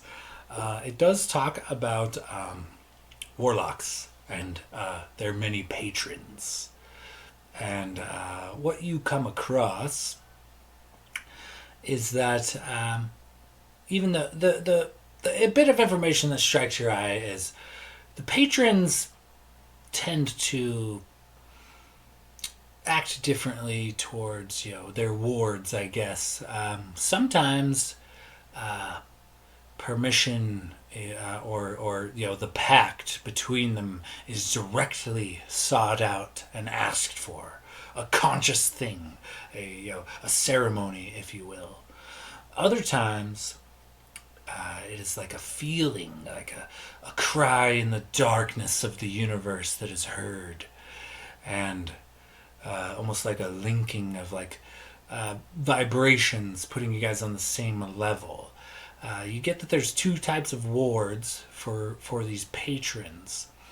One that they select specifically to manipulate, one that they often do manipulate, one that they have entered in a pact on purpose directly with this said patron, and they are often bid to do this patron's bidding basically, but there is also a different type, a bit more rare, but there are patrons who have wards that are not chosen, more chosen by fate or destiny. You get that your power can absolutely draw from this patron and be allowed and directly influenced by this patron and perhaps their realm, but it is less them manipulating you and more their influence, their power, manipulating things for them.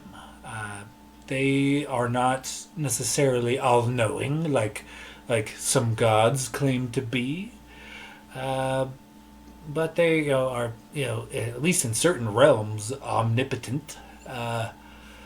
So you get from your weird relationship with Drassic, you get this weird kind of vibe that you are potentially one of the more rarer of the wards.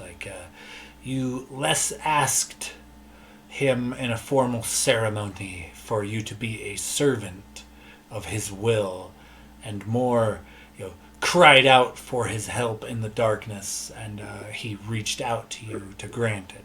So you're less a pawn and more of you picture it as like a spell. If you were to cast a shield spell on yourself, you don't really know the inner workings of how the arcane magic manipulates itself on like a biological level to create the shield, and then that's kind of what essentially like you would be to him. Seems almost like while he's aware of your presence, you're like an unintentional figure in his world, in his get-up of the universe. You're for lack of a better word, you're like a result of his actions that have played out in the past. You're less a servant and more an ally.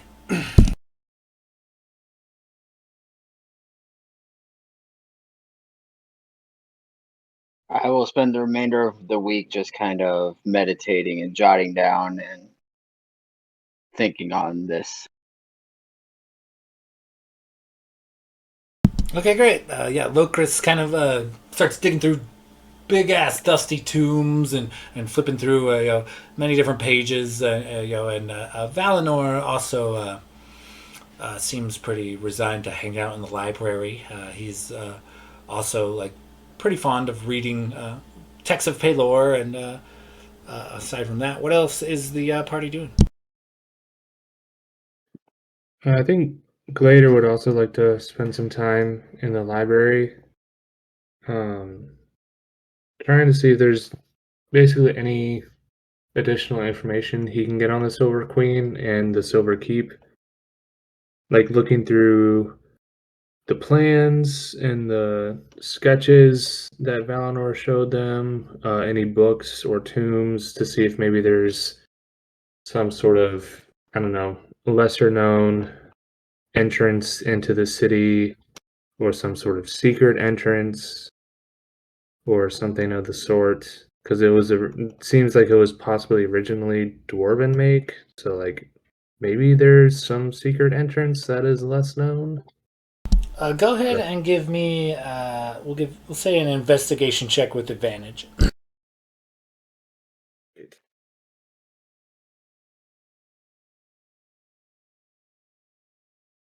Oh, that's a 18 and a natural 20. So 23. It's pretty easy because Valinor has already scoured the library and has like littered most of those books and maps and things onto this table. So you kind of like just kind of go through what Valinor has already checked out and things, and you come across quite a bit of information about Mount Whitehorn and things like that, but nothing particular like strikes your eye. Or there's a few like architectural plans here and there of various buildings, but it looks like the one like blueprint that does have like a secret entrance is the building that is is now an inn, but it was once like a dwarven armory. And it does look like it has a few secret entrances here and there, but the sheet that this is on, the piece of parchment that this is on, is clearly not from the library. Like Valinor acquired this somewhere and brought it here. It was definitely not originally in the library itself. But there are a lot of maps of Hordenshire and Mount Whitehorn in particularly. You notice, let's see here. So Whitehorn Lookouts is it's a city, and it's about halfway up the ice-covered mountain, and there's only a single road on this mountain. And about halfway up to the Silver Keep, there's what is called Whitehorn Lookouts. It looks like a smaller city, but it's got a lot of like military installations. It could be like a small keep or like a fort of some kind.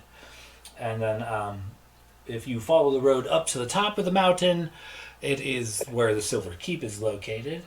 And you notice it's, the city within the Silver Keep is deep within the mountain, but there are no like known entrances and exits from this massive cavern, except for the main mouth of, which leads you right through the gates of the keep.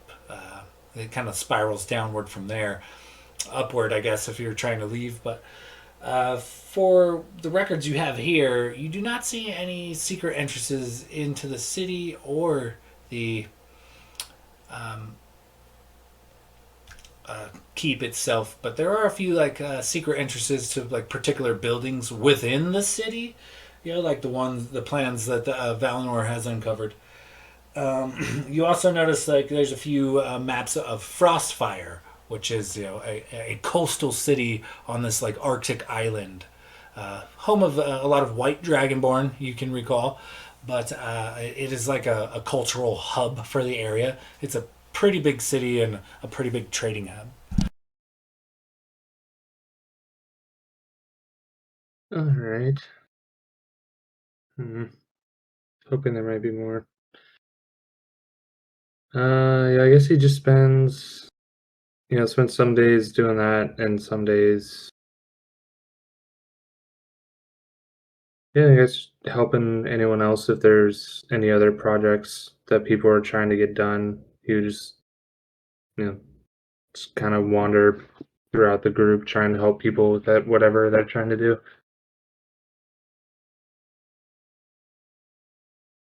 Okay, yeah, so Valinor, Gladier, and Locris seem to be spending a lot of time in the library over the next few days. Anything in particular the party would like to do?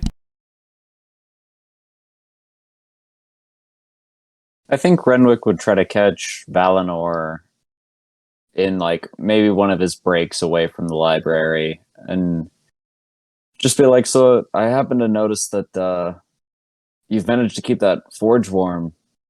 Is there somebody that might be around, might be a little bit proficient with that forge?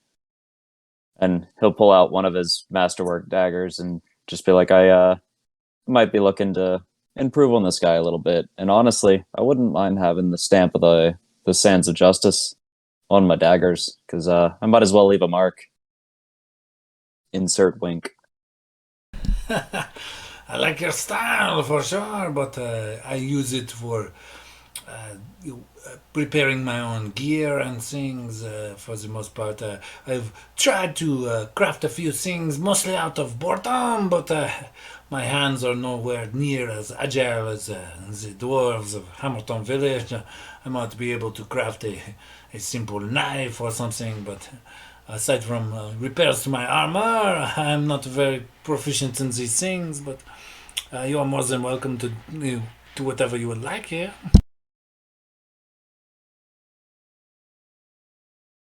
And, I guess he'll just kind of spend some time dicking around in the forge and see if he can't sharpen up his blades or improve on them in some way. He's not going to touch his rapier. He's going to leave that pristine, but he'll like if he can press the sands of justice into his like his daggers. He's got 2 masterwork daggers and just 1 regular dagger, but he's very proud of his new knighthood and his camaraderie. So he wants that to be on at least a handful of his equipment. Okay, there's plenty of tools, and the forge is easy enough to get going. So I'll say to carve this.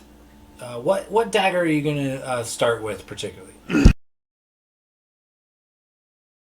I'm gonna start with my not masterwork dagger, just in case. Okay, as you kind of pick up the tools and you swing them about, and you kind of come to a realization of how to use them properly. Go ahead and give me a sleight of hand check as you try to etch your order's symbol on one of these blade hilts. Can I be in there helping him since Logos doesn't really have anything specific he needs to do? I'll just say that I'm messing with my ring. Hello, Renwick, can you hear me? I'm talking to you through the ring. What are you doing? Yeah, you could like work the bellows for him or something. I'll let him roll with advantage. Yeah, breaker.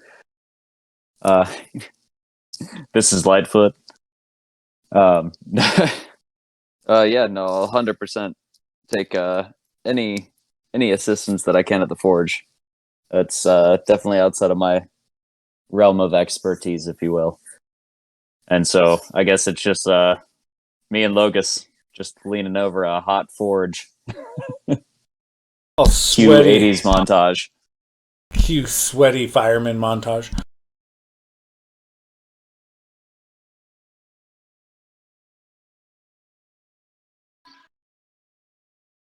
Blade, is there anything particular you want to do over the next few days of time? And did you say to roll a check? Was it Yeah. Go ahead and give me a sleight of hand check. Or sleight of hand? Gotcha. Throughout the days, throughout the week, Logos every day would have messaged someone different on the ring, just testing it out with everyone. I rolled a 7, but is that advantage since Logos was there helping? Yeah, Logos is going to work the bellows, and so you can roll with advantage. And everybody in the party occasionally gets tuned into as Logos is from the forge. He's like, "Hey, how you doing, bro?" Yeah. Renwick and I are in the forge trying to work on daggers. We have no idea what we're doing. Just checking in. I got a 16 with advantage. I mean, to your eye, it looks good. You could tell that you can somewhat make out what the symbol is, but for the most part, to the untrained eye, not the best job. But you get the basics of the symbol in there. There's not a whole lot of details, but it is for sure a symbol of your order.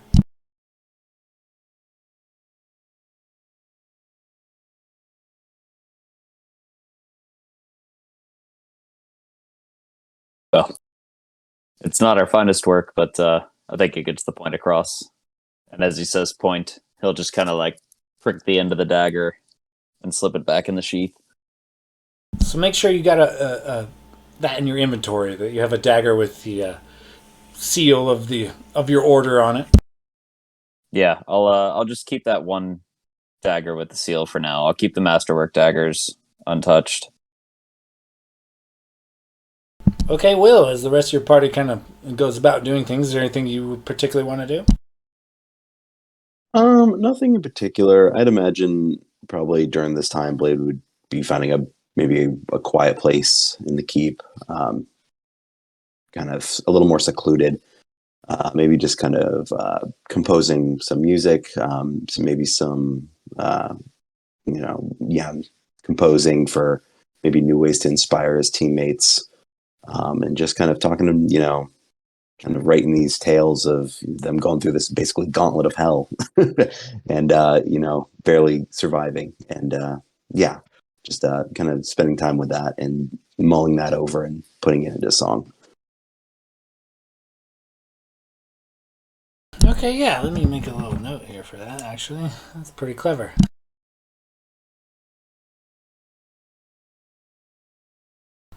Okay, so after a bit of time, it seems that Valinor's after it takes about a day, a little more than a day. You guys have another sleep, and Valinor is a very kind and gracious host. He cooks every meal, and he's actually a really good cook as well. He's spicing meats and making sure you guys have ample wines and different things to choose from, and he's no stranger to a charcuterie board. He sets everything up, and you guys are kind of almost pampered over the next couple of days. And as his alchemist, as his little alchemy experiment comes to fruition, Valinor manages to brew 3 standard healing potions, and just gives them to Gladir. These are for you. You were talking about buying some earlier, but I can make them. This was not as potent of a batch as I had desired, but it will do just the same. Oh, well, thank you. This will actually save us a bit of coin and definitely save us our lives down the road as well. Trying to figure out who to hand these out to. I'll discuss with the group who needs them the most. But thank you. Indeed, I will try to brew some more before we leave for sure. I would like to see everyone fully stocked, but like I said, that batch was not as potent as I like. Well, anything helps. How many days do we have left, roughly now, until school? After a couple of days pass, you guys are kind of, I guess, stuck in a rut. We'll say it is now the evening of the third night, and you guys are kind of falling into your routines and whatnot. Valinor has just prepared like a roast pig for dinner, and poured you guys some wine and things, and aside from attempting to brew a few more potions and bouncing between his prayers and the books of his god, he kind of just leaves you guys to your own resources.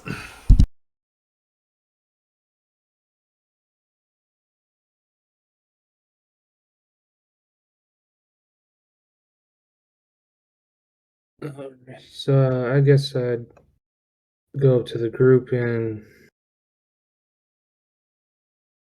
hand out potions. Locris, I think you said you still got one, so you might be good. But Renwick, why don't you take one of these? And Blade, you're one of our healer types. You've got that sweet, sweet singing voice that just brings me back to life. So we should give you one of the potions for sure. Keep you alive to keep us alive. Logus, do you think you could use one, or should I take it? You'll hear in your head, well, my friend, it seems that you're always in the front line taking the brunt of the beating. Wouldn't hurt for you to have one.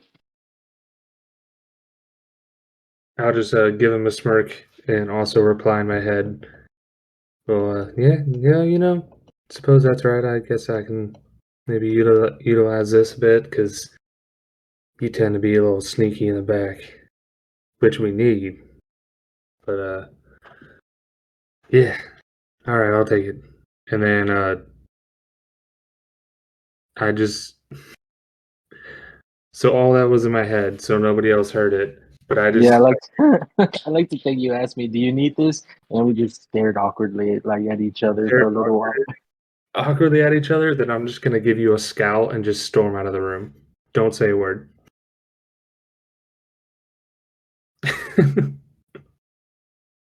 But then I pop my head back in. Just kidding. We talked. We used the rings. We're fine. Valinor kind of chuckles. So they allow you to communicate then? That is interesting. The temple when I took the ceremony, he gave me these. And he points to a little pin. It looks like the Gethmara family crest combined with like Pelor, the holy symbol of Pelor. And he says, it is given to all of my order, all of the Holy Knights. We can do this, and he just explodes into a puff of glittery gold smoke, and reappears on the other side of the room. Yeah, it allows what I call a golden, glittery, misty step, if you will. And it has been quite helpful. That is why I wanted to do the ceremony for you, to gain some sort of favor for your order as well. So you can just teleport? That's what you got with your ring? Only a short Yeah. distance, only where I can see. But yes, I can just kind of fucking go everywhere. No, is that something your ring does specifically? Or can you teach me to do that? Because in my line of work, that would come in handy. It is not a ring. He points to a pin on his shirt. And the pin on his shirt is kind of a mashup combo between the Gethmara family crest and the holy symbol of Pelor, because they're both sons. Ah, so what you're saying is there's an alternate power that specifically came with your item. So as we go on about our days, there's a good chance we're going to discover that these here rings, and he'll kind of admire the ring, probably does a little bit more than we're aware of as of now. Yeah, so if we figured any of that out yet? Indeed, it will manifest in time, but you will know. Some say that the great ancients were able to focus their energies and to know what the future would behold for everyone, and that they would choose the right powers to bestow upon the right individuals. But more modern thinking says that as your order continues on, perhaps the actions of your deeds reflect the powers of these items. Yes, Renwick. Nothing says stealthy like glittery dust. Well, if it's Aye, but reflect- if they're looking at the dust, they're not looking at you. fair point. I mean, if it's reflecting the wearer, Locris, I'm terrified to find out which your ring does. That's a valid point. I'd rather not be around when you've you officially crack that code. As you guys are kind of sitting around, the faint ringing of bells kind of begins to echo from, the hall, and it becomes louder and louder and louder. And Valinor almost spits out a mouthful of wine. Oh, well, holy shit. Hopefully it's just a couple of goblins, but I have to check something really quick. And he runs out of the room. Glader follows. He flees to the library, and Gladiator, you've seen him do it once before. He blows onto this crystal orb, and it pops open a few images that kind of scan around, and he looks kind of confused at the images for a moment. And I imagine anyone who decided to follow him, he kind of looks confused at the crystal ball, and then looks to you, Gladiator, and the rest of the party. Can you make any sense of this? And he kind of gestures for you to kind of gaze into this ball, this crystal ball. Yeah, I'll look into the crystal ball. Give me a perception check. Is it just a one person use thing, or like can I take it? All of you could potentially see in the ball. If you care to follow Valinor and his little bit of a panic to the library, you can all potentially gaze into it. Yeah, with everything going on, if he definitely. panicked, Renwick 100% is right there with him. I got a 16 on mine. I'll take a quick peek, glance at it, observe, and then maybe move over for other people to look as well. I got a 9, so I'm assuming somebody's just standing in front of me and I'm having a hard time seeing around them, given my height. And then there's Logus with a 27. I have a just a little 27.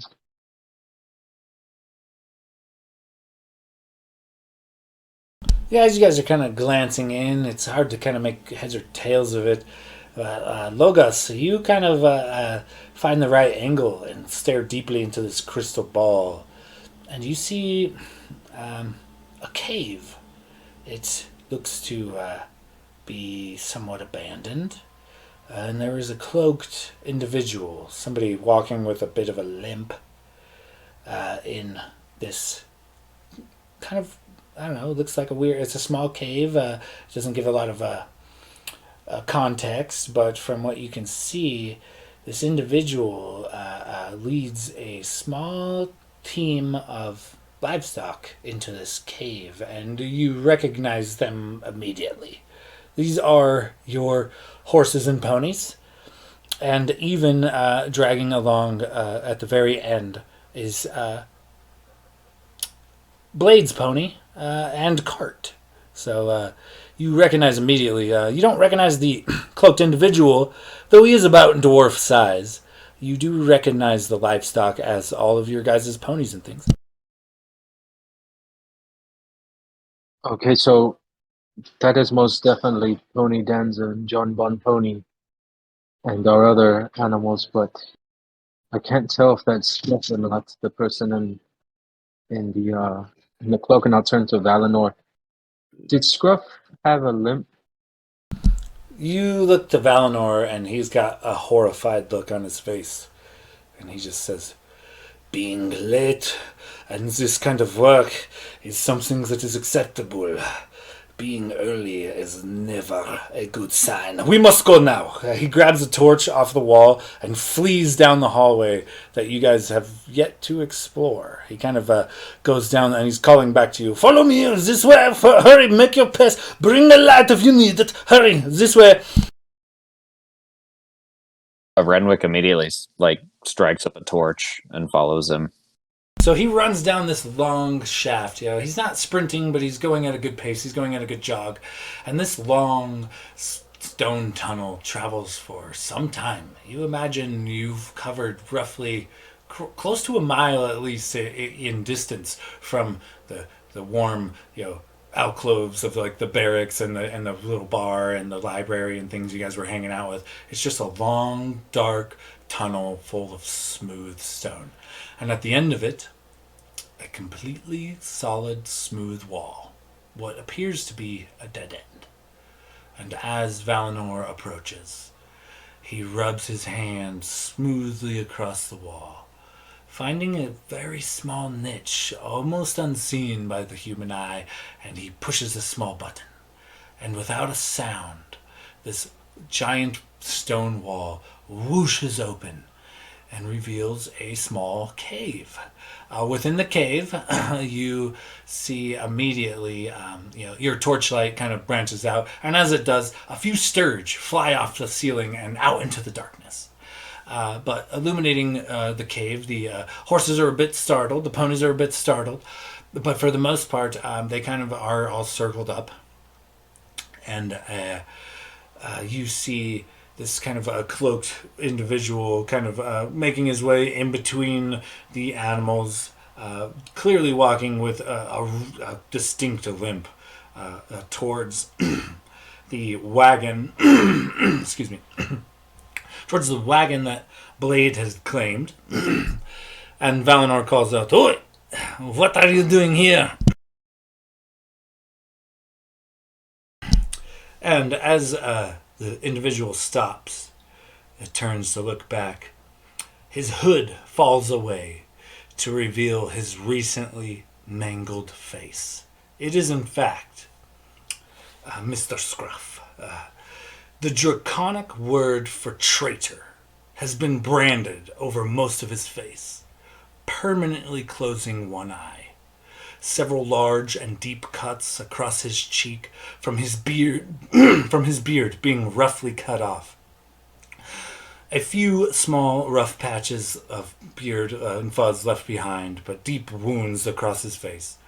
Many small cuts and blisters are also visible on his face and roughly shaven, somewhat patchy, mostly bald head. He drags one lame leg behind him, and a dark, wet crimson patch seems to soak through his cloth shirt. His ankle twisted and foot facing an odd angle. Each and every finger on both his hands as he reaches out to grab something off of this cart look to be snapped, twisted, bloody nubs. Silently, with rage and tear-filled eyes, he hefts what looks to be a body, carefully wrapped in white sheet, bound lightly with cord. He steps forward despite his gruesome state. Clearly have been freshly assaulted, and he looks with all the rage and sorrow in his eyes towards Valinor, and he manages to choke out the words, "They took her," before he collapses, dropping himself and this wrapped body to the ground, and Valinor loses his shit. Valinor freaks out. What in the fuck? He runs to the cave mouth and with a quick gesture of a few quick hand movements and an arcane word, what appeared to be a natural cave mouth, slams shut, and it is once again a completely sealed off area. There's stalactites hanging from the ceiling, and the floor is actually made of nothing but soft sand. And he runs to the side of his friend, and even though he's barely conscious, Valinor hefts him to his feet, and he kind of looks to you guys. Get him to the temple. Get him to the chapel in the fortress. Go now. Take him, please. And he helps shuffle a barely conscious, can't even find the strength to stand, Mr. Scruff towards you guys' direction. And he himself picks up the body that had been wrapped in what you assume is a body, wrapped in white sheets, and swiftly begins walking back down the hallway. After you guys enter, he manages to swiftly close the second secret door behind him as well, and he marches with intensity towards the ceremony room. I feel like Renwick doesn't have the ability to really carry much given his size, so he's just going to be following behind Valinor, and he'll be like, I want to help you, but for fuck's sake, you've got to tell us what's going on. Who is that body? Who's been captured? It's crisis mode right now. Now's not the time for secrets. I agree. We must find out what we can as fast as we can, but there are some things that must be done swiftly for the souls of those who pass. And he runs into the ceremony room. He lays this body upon a stone slab, and pulls something from his belt, looking a vial of water, probably holy water, splashes it on the head of this individual and says a few words as he kind of bows his head. And as he finishes his prayers, his eyes snap to, and he returns to the party. Bring him here. Bring him to the chapel, please. And he runs to the chapel and moves a bunch of pews aside, and as you guys kind of escort this beaten and battered, bloody dwarf into this room, he lays him down on a bench, and the dwarf begins to stir.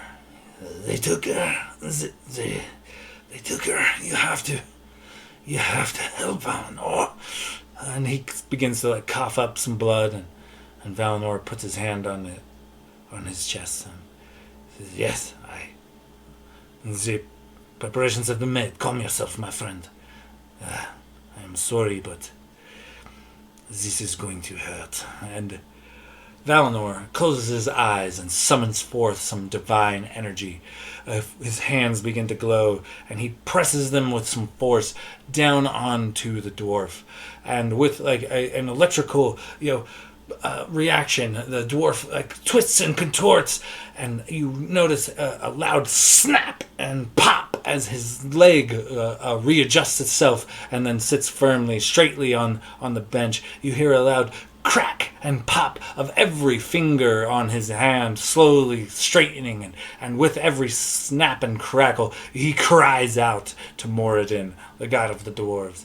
And after a very quick brief healing session, the dwarves' immediate grievous wounds look to have been healed, but he is very pale, still a few wounds covering his head and arms, and he gasps for breath as he slowly, "Thank you." And without a word, Valinor kind of slumps back and takes a deep breath as well. Real quick, when he was doing some sort of magic on the body wrapped up in the white linens, could I tell what he was doing to it? Go ahead and give me a religion check. And did our ponies? Did we leave them outside, or did we leave them inside the first secret room? As far as you know, the ponies are in a cave that he then closed the door to the cave mouth and then closed the secret door to the cave mouth. So they are trapped within a cave, as far as you know. Natural 20.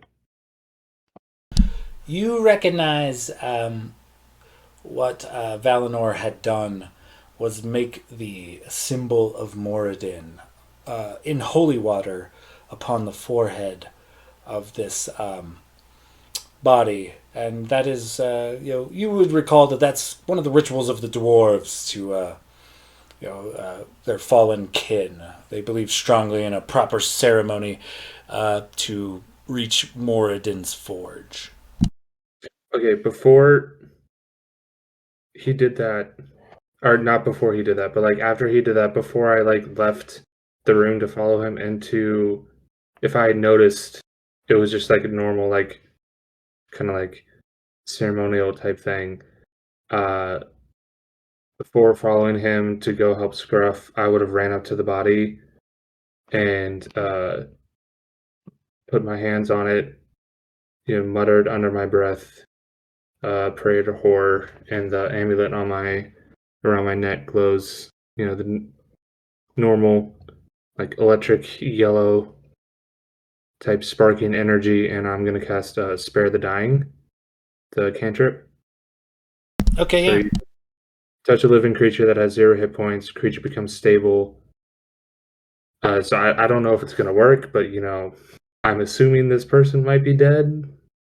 Maybe try to potentially save their life. So I do that. And then fuck it, I'll do a lay on hands, 5 health points after Spare the Dying. See if it does anything. Okay, read me the language of Spare the Dying. Spare the Dying it's just a cantrip, so it's not super powerful. But it is, you touch a living creature that has 0 hit points, the creature becomes stable. This spell has no effect on undead or constructs. So if this creature is already like, if they fail their death saving throws and they're like dead, it doesn't do anything. But if they're just at 0 and still making saving throws, then it stabilizes them so they don't die. Upon casting the spell, you feel very strongly that you're casting it upon a corpse. Okay. Damn it. Well, I'm not high enough level yet to bring them back to life. So feeling that, Glader would just kind of, his chin sags down to his chest. He drops his head in disappointment, and then he would, slowly make his way into the chapel to see if he can assist in helping Scruff get back to health.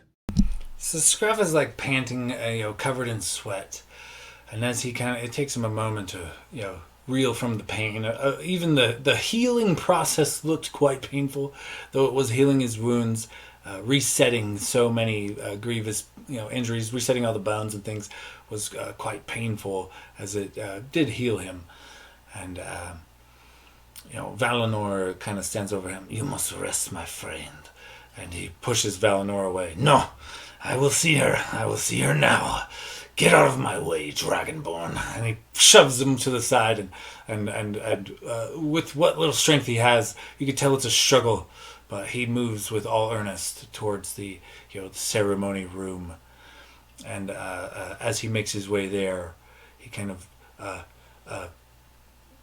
glares at the party briefly. You could tell in his eyes they're bloodshot. He looks both angry and distraught. And after shooting you guys kind of a look, he runs to, or well, wobbles as best he is able towards the ceremony room. Glitter would just walk up to Valinor. Do you?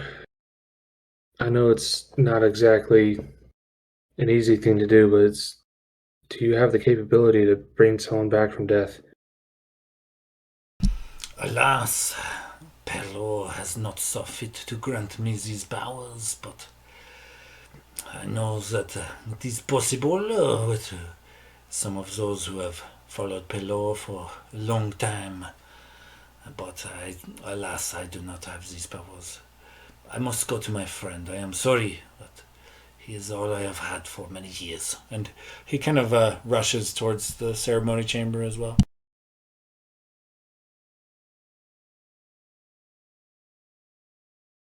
I think Glader would kind of just slump back against the wall, then like slide down and just sit down on the ground, kind of looking really upset because he realizes that this was probably their fault. This is what their pacifism gives them. By doing those little smash and grabs and not actually helping the people, it makes them feel powerless. They're not rebels. They're merely teenagers. Now, before you go speaking such harsh words, you have to remember that the Silver Queen takes any sort of opposition out on the people because she knows it breaks the morale. So you have to give them some credit because they were trying their best, but in all honesty, it's what, a dozen, maybe, at this point, against an entire army?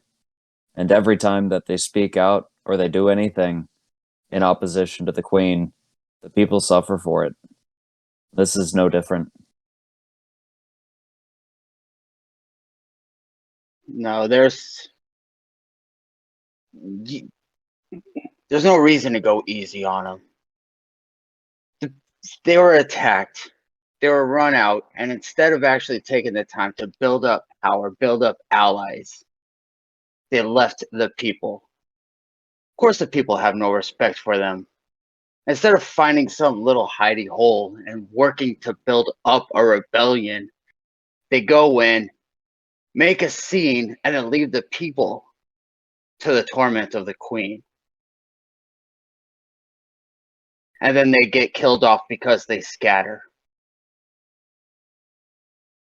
If you want to defend your people, you defend your people. You don't go in, say, look at us, and then leave them all alone.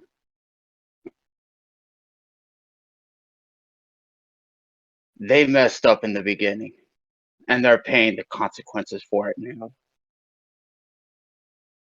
That's why you see the distraught. That's why you see the people angry with them and not wanting to be freed. They don't see people there to help them. They're seeing people there just to draw attention and violence. That's why I bring the fight to them. No more of And this now, or bullshit. unless you ask them, and then it's, oh, let's go in there and free 5 people and we'll die as a result. That's not going to help anybody. Oh no, we're not dying. We're taking her down. So as like the group's fighting and kind of debating, I guess Logan's go up to Blade and do you know if he was able to at least get the items that we asked for? Hmm.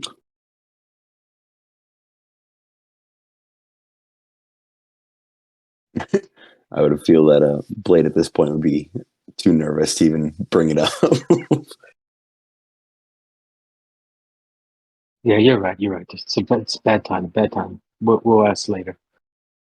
It's a legit question though, and I'm concerned about it.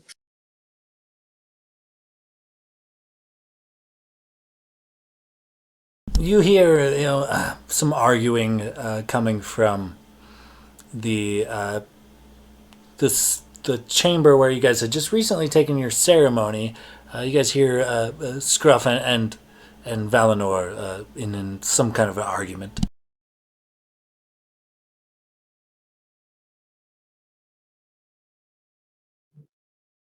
Yeah, Glader's gonna stand up at that point and walk over towards the room that they're in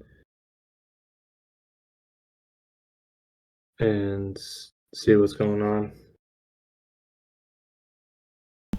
You enter the room, and either on either side of this stone slab, one side is Valinor, kind of looking frustrated, and the other side is Mr. Scruff. And they're having a heated back and forth. But as you enter, Scruff is like, "They've taken everything from me. I fight and I fight, and for what? They've taken my home, they've taken my people, they've burned my business to the ground, and they've taken not only my will to fight, Valinor, they've taken everything that was worth fighting for. Look!" He gestures to the body. She was it. She was the whole reason I did any of this. Was so that she wouldn't have to suffer through this shit. And what? I don't know, Valinor. I don't know what I have left to give to this cause. I don't know if this is what Moradin would require of me. I feel like a coward. I feel useless. I've been humiliated. You see tears kind of brim to his eyes as he kind of gestures to what was once a fairly majestic beard is now a few patches and scars in his face. They have taken everything from me, my pride, my love, my heart, everything I hold dear. Why? Why? For what? The Silver Queen. Her might is too great, Valinor. I do not know what to do next, how to go about this, but I do not know that I can. She's taken everything from me. I don't have a fight left. I'm going to drown myself in the nearest barrel vale, and I'm going to let nature have its way with me. I'll not eat another bite. I'll not sip. I'll not enjoy another moment of this lifetime, Valinor. So you tell me, what is the point? Renwick's gonna walk over to him as he's saying all this and straight up just slap him and be like, "Fuck that mentality. I've been dragged through the shit. I've crossed a fucking desert. I've freed a fucking just a massive amount of slaves. I had to skin a goddamn bullywug and wear its skin for safety, all to help your people. I'll be damned if you're going to give up now, because now's the time we strike. Now's the time that they think that we don't have anything that can stand a chance against them. And it's that arrogance that we will weaponize. And we'll turn this around. And we'll fix this. Would you like to make her death meaningless? Because if you sit back and drown yourself in ale, don't eat a morsel of food, and just fade away into nothingness, her death will mean absolutely nothing. She will have perished for no reason whatsoever. But if you help us fight back against the Silver Queen's tyranny, she will not have died for no reason. Her death will have purpose. And I know that stings, and I know you would rather her be alive. But would you rather her be dead for nothing? Or would you rather her have died for a cause? Died for the betterment of your city, of this country, of all of your people. Because you can help us. I know you can. You have skills. But if you just waste away into nothing, then she died for nothing. And I don't think she would want that. I'll say between you and Renwick, you guys can either give me a persuasion check with advantage or both roll a persuasion check. I'll say one of you can help the other, or you can both make your own check. But give me a persuasion check either way.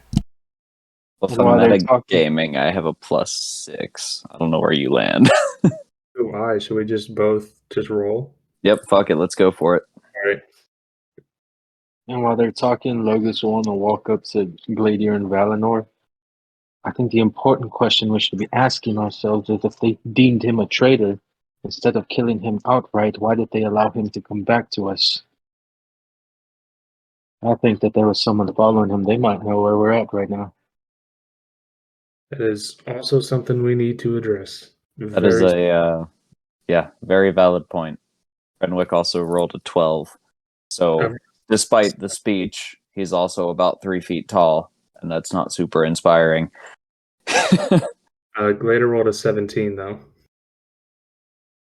That I will accept. See, he kind of looks to you guys, and his tears kind of well over into his eyes, and his lip trembles, but he doesn't say anything. He looks to the ground, and he looks over to what you can presume at this point is his slain daughter, and a few tears, drip and hit the white sheet, and without kind of confirming or denying anything about your guys' speech, he with a long sniffle, he wipes his face and, well,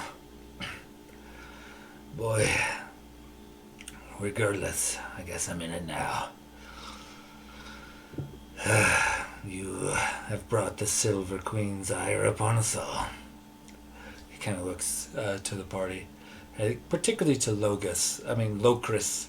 He says, and don't worry, your damn livestock were for sure treated better than my daughter. As he kind of peruses the room, he says, they weren't wrong. 100 soldiers, silver soldiers, marched into the city the night before last, with Marineth at their side. She publicly executed the Silver Commander who let you guys escape through the trials of knighthood. And all of his lieutenants, Teddy included. And, well, they began to raid the entire fucking city. I've never seen those bounty hunter carts so full. I have never seen so many leave here, bearing our people to a fate that I do not even know. They are gone. They captured me for no other reason that I had lent you guys, this party, a room and board. They interrogated me, tortured me, stuck me with many apparatuses, broke my fingers, and shook me with devices I can't even remember. She died in the fire. They burnt my business to the ground. And she died, dousing the flames to save your livestock. Much to the chagrin of those who had lit the fire, the Silver Soldiers, and they cut her down in the street and let her bleed out in the filth. There's no mercy here. Hamilton Village has never been hit this hard, not since the day of right after the fucking Great Conspiracy. There are more Silver Soldiers than there are people here. The craftsmen of my people, their skills brought them a certain notoriety, I suppose, a certain lenience, but no more. They're being beheaded in the streets, having their very ability to craft taken from them, and then to let live, removing their hands from a craftsman, carving me up the way they did, only to find nothing, that maybe I was perhaps a simple merchant in town, that I did not know you, that I did not do you favors. They brought it all down upon me. They cut off my beard, they broke my fingers, and I still told them nothing. And you would talk to me about a cause you barely know of. I've given more to this fight than you could give at any point. Glader's gonna walk directly up to him, kneel down in front of him, and put his hand on his shoulder. Now I know you have sacrificed more than any of us have up to this point, and I am truly sorry. And I know it means little compared to the death of your daughter. Your amazing, kind, beautiful daughter. But I thank you, and I swear to you that we will avenge her. We will seek justice, and given our name, the sands of justice will come for the Silver Queen, and she will pay for your daughter's death. I swear it. She's already paid for my family's death, and she's going to pay for your family's death as well. He kind of clasps you on the shoulder and looks to you, kind of making eye contact, but aside from the welling of tears, he has no words. Well, it gets worse. I do not think we're safe here anymore. They beat and tortured me and let me go in the lumpy, bloody mass as to be a message to the remainder of the populace, hoping I would stumble about, dazed and broken. But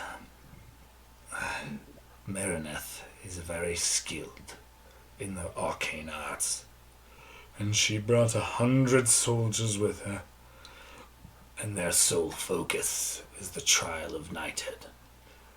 Now, my people are strong, and their magics are ancient, but there are sometimes ways around it.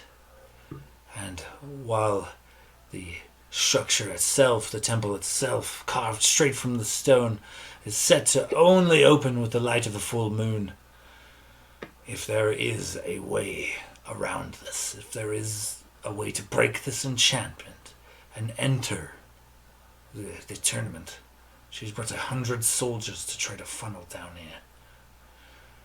She is not to be trifled with, and I do not know that she will succeed. Maybe the ancient magics of my people holds out and keeps her at bay until the next full moon when the door opens. Or, for all I know, she could be cracking the door any moment, flooding the small temple with silver soldiers. I do not know, but I know she is trying. every day.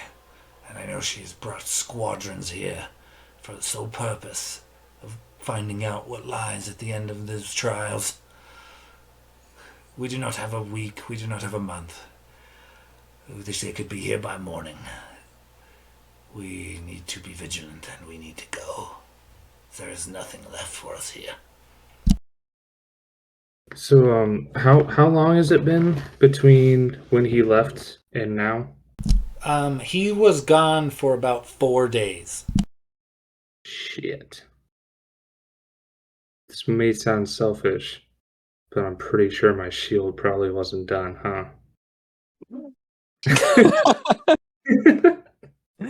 You're only like halfway, pal. We're gonna have to have that shit shipped. I did not find time in my torture and beatings to run your errands, Dragonborn. He spits at your feet. I was just thinking that internally, not saying that to him directly. Yeah, if you said that out loud, I'm pretty sure that Renwick would probably he'd probably poke you in the back with something sharp or make you realize you're being a dickhead. There was a distinct lack of a southern accent in my voice when I asked that question, which means it was not Glader talking. Okay. Anyways. Jesus, that scene though, just this like half dead dwarf carrying the body of his dead daughter. Happened to go to the smith though. Like you had 4 days, man. That was a Alec question to the DM, not a Glader question to Scruff. You're looking at let's see, probably if you count the day of the trial and everything, you're probably 6 or 7 days into your 10 days waiting time. Gotcha. So could be done, but also not sure if it's worth the risk. Okay. All right. Well, Valinor, if this information is true, we should probably get out of here as soon as possible. Can we just scavenge whatever supplies and gold we can carry with us and just head out? I mean, what do you guys think? Well, I think if what he says is true, we are in some deep shit for sure, but the crystal ball on the desk, if anyone enters at all, I will be notified by the same ringing of the bells, kind of what you heard when he entered the cave mouth on the other side. It will buy us at least enough time to escape quickly if we need to, but I agree with my friend here. We must take whatever we think we will need for the journey, and we must leave. I will inform the members of my order along the way, and perhaps we will get something going. But as far as I know now, the plan is to make it to the Silver Keep to fuck shit up anyways. So we are instead of doing this casually, we need to make much haste. Take anything you would like in the halls. Make some preparations. We leave at the first light in the morning, and we will be on the road for a few days before we make it to our destination, which should be Dipper's Point, a village down the road from the Gersmara Keep a few days. It is a bigger trading hub, and it will be easier to hide there than amongst the small patches of locals in the Hammerton village. So we must make haste there, and from there, I imagine we make our way towards, the Silver Keep. But we will talk of this more when we get there. Prepare yourselves for tomorrow morning we leave, and it is a long journey. That will be filled with some hardships, as we will not take the road, for I fear the silver soldiers are probably patrolling it.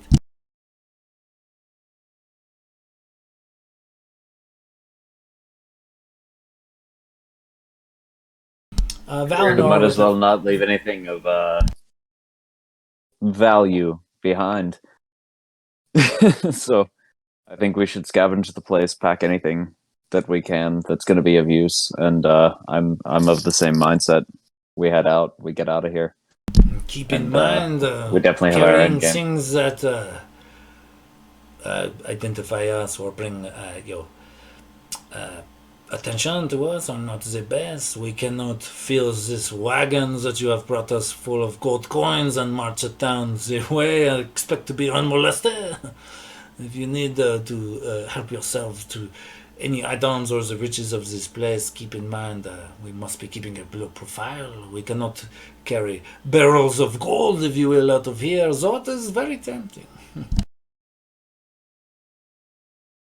Be able to carry, coin purse or two extra gold just to help us, fund our rebellion. But so this message that you're sending to your holy fangs, is there any way you could send a message to what's his name again? Starts with a B. Braytar? The smithy? What would you have me send to Brotar? Is there? I don't know if he'll. I mean, it seems potentially dangerous and might risk our secrecy. But if he's constructing a fine shield for me, and I was wondering if you might be able to have it sent through a courier to the town that we're heading towards. Indeed, I could leave a message discreet enough to not give us away, but he would know for sure about his own products. I believe I could have this arranged for sure. Yeah, if you don't mind, and then yeah, 'cause he did mention to us that he could have it shipped to through messenger. He is one Yeah. of the most talented smiths around, so much so that he trains others, and his connections are far and wide. If you needed some goods delivered, he is the man to do so, without a doubt. Yeah, so if you don't think it would cause too much suspicion and give us away too much, yeah, if we can have a message sent to him to deliver to the town outside of Githmar Keep that we're heading towards, that would be wonderful because I feel like it could greatly help us. And also, it's a shield that does not have the Githmar clan symbol stamped on the front of it, so might be a little bit more discreet.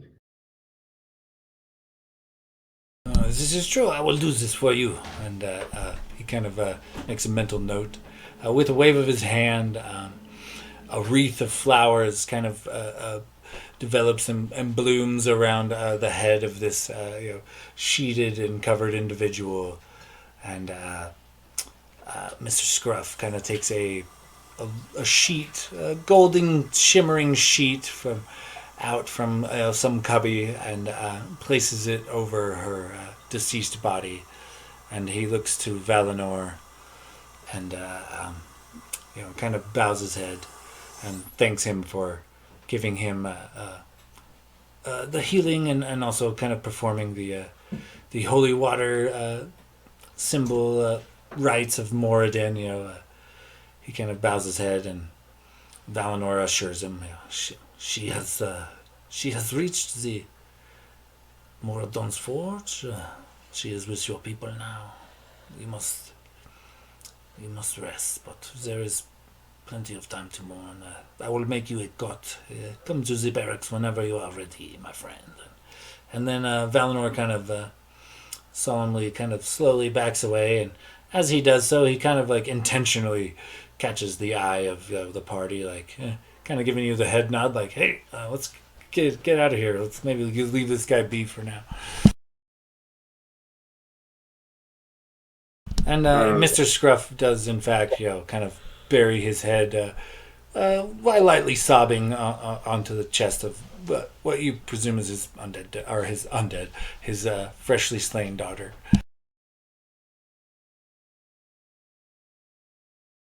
Glader's gonna, give him a gentle pat on the shoulder, and since we're taking a rest, I'm assuming he's been still not fully healed. No, he looks exhausted. He's covered in sweat, and while Valinor's magic had cured the more grievous of his wounds, he still has many open cuts and boils and things on his head. Yeah, so he's gonna walk up, just like gently pat him on the shoulder, use lay on hand. We're about to get a full rest. So he's gonna use full lay on hands to do 25 healing towards him, and then just softly say, I promise you, she will get her justice. Evil deeds, they come back on the people that perform them. This won't go unresolved, I promise you. And then just walk out and let him have his alone time. Also, he would like to go towards the treasury to maybe take another look around, just because we're about to be leaving for good. Yeah, absolutely. He kind of nods to you. He doesn't say anything, but he turns back to his mournful sobbing, and he's kind of having his last moments with his recently fallen daughter. But is there anything particular in the treasury you're looking for?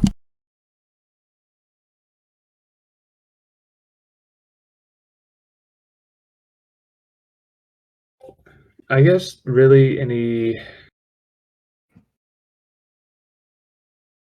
I want to say gold, but that's too easy.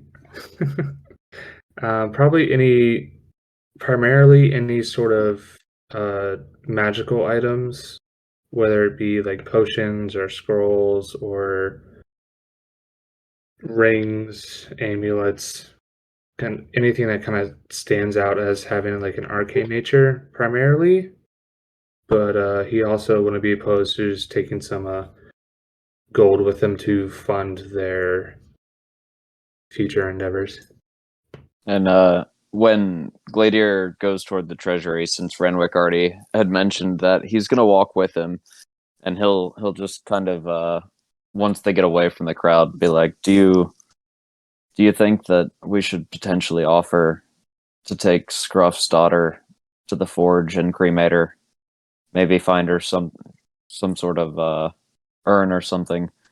I don't think we're going to get to give her a proper burial, and it might be the best closure we can give him before we have to leave town." And just have that conversation on the way into that room.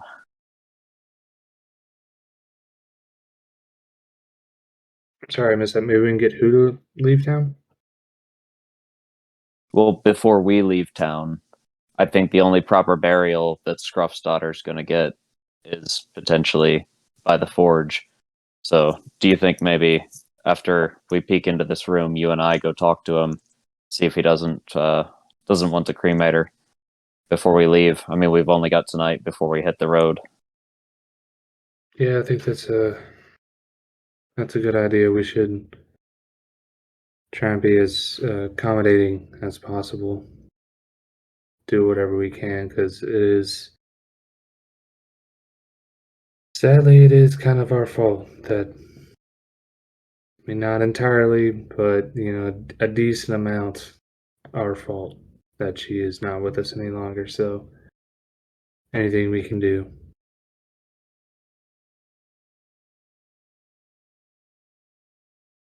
As you guys kind of make your way to the treasury, it would be all too easy to scoop up, some gold coins and fill your pockets if that was your desire. But as you're you guys kind of ransacked it earlier for magical items, but go ahead and give me an investigation check as you kind of poke your way around and kick over piles of coins and things.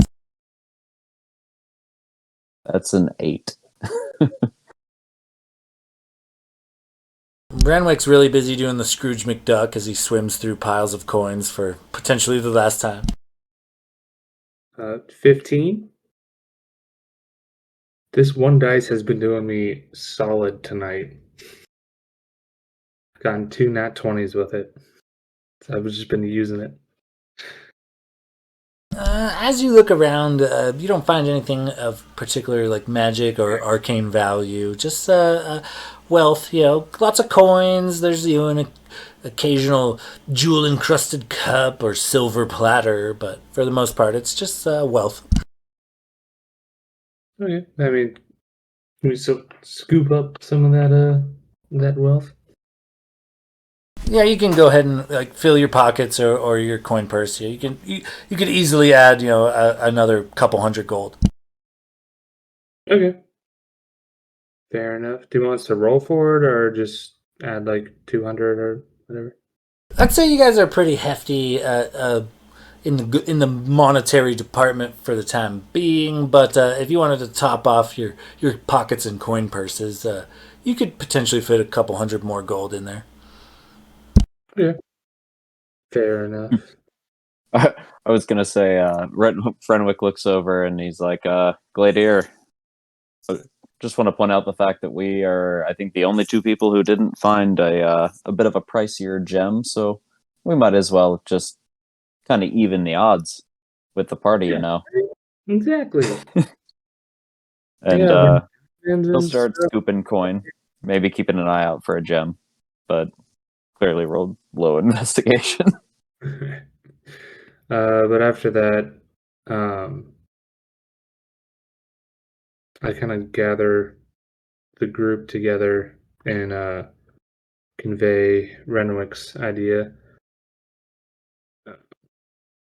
So Renwick was talking that maybe we should offer some sort of a burial service for Scruff's daughter. Now we don't have long. We're leaving first thing in the morning. So do you guys think we should give him a couple hours before we ask? Or maybe just wait till the morning? I'm not sure how long it would take. But yeah, I feel like we owe him at least that.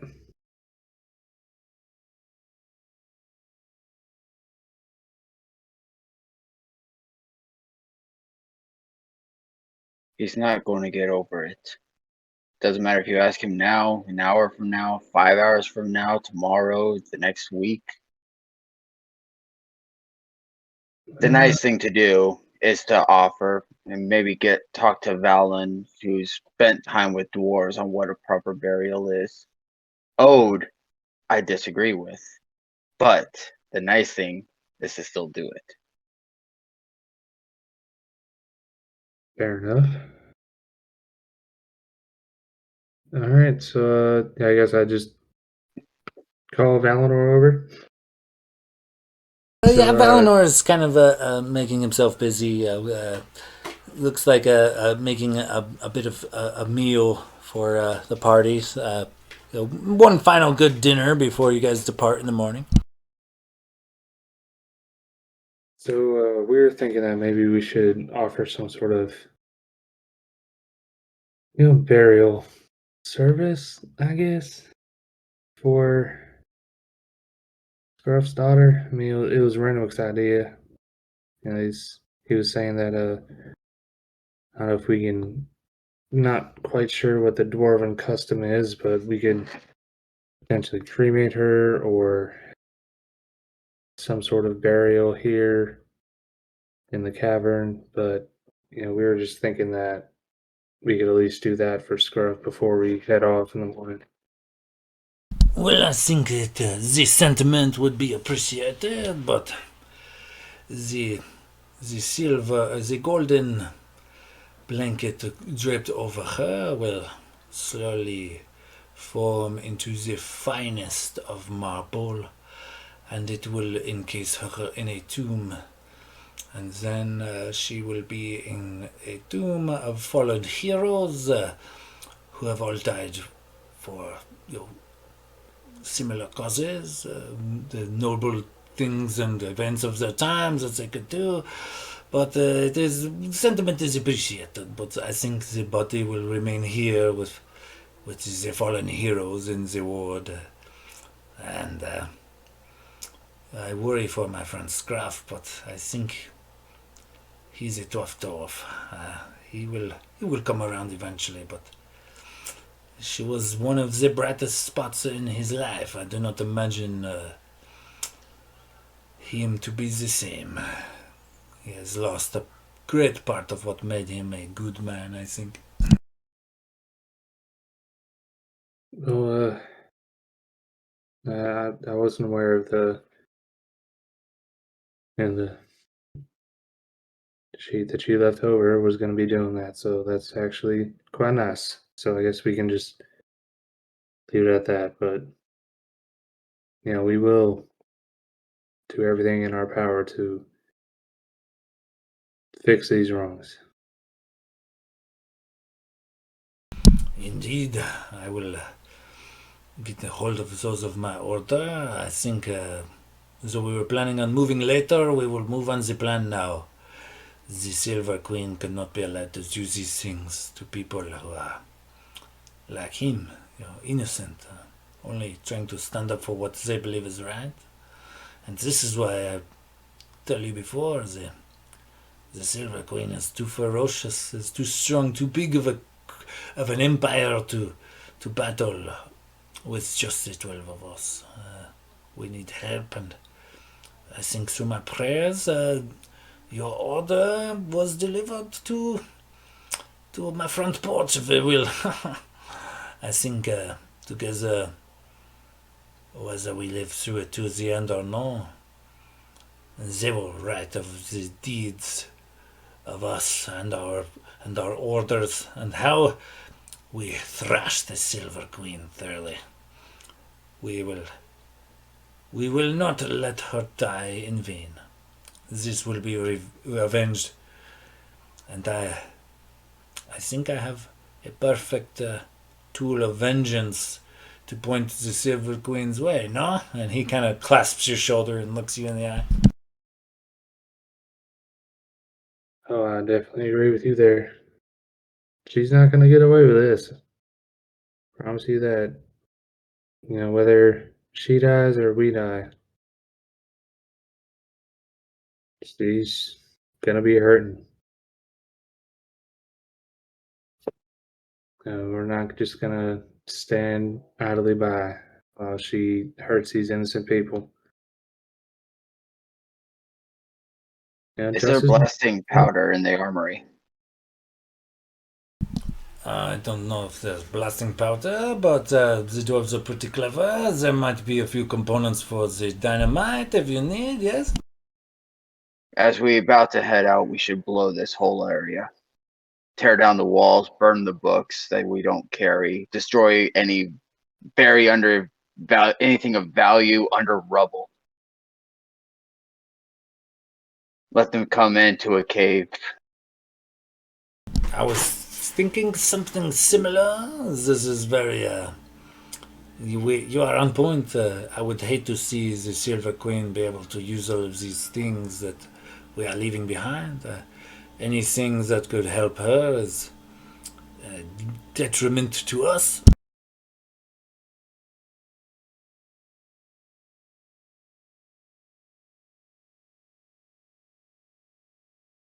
All right, so I guess we blow this place up.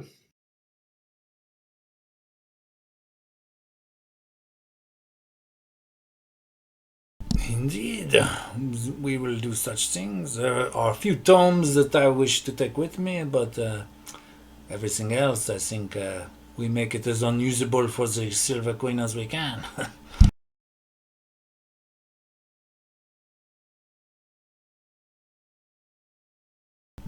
So he kind of goes about prepping, an evening. He keeps the crystal ball.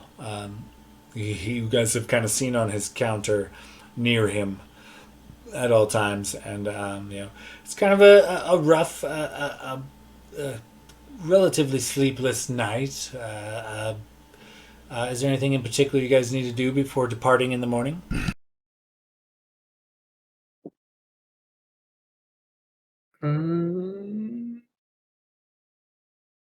I don't think for me, no. I don't think so. Locris is just going to grab that book on warlocks and tuck it into his pack.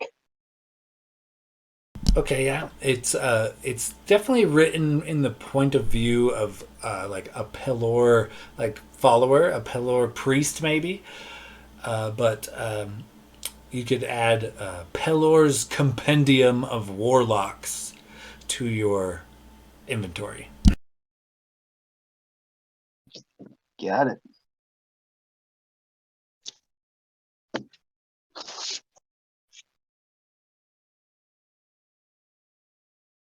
You notice Valinor, picks a few different tomes, different, books of like hymns and adventures and a few things mostly aligned with Pelor. But he takes about 5 or 6 books that he puts into his own personal pack. And with the following morning, he does take a barrel of oil from the forge and slowly kind of douses most of the information in the library. He gets the forge nice and hot and tosses most of the already made weapons and armor in, kind of destroying them. And as he's basically getting set to burn the place down, he kind of turns to you guys one last time.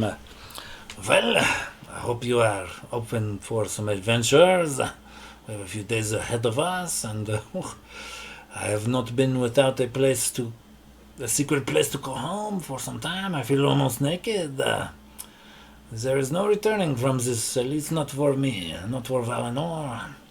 I will go to the Silver Keep, and I will help those of my order. But there is much we could discuss on the way. I think that our newfound alliance, perhaps maybe there are others of the like mind. Perhaps there is more information we have not come across yet. Perhaps there is hope in the future, but dare we hope anyway? Well, bid your adieus. I am about to torch this place.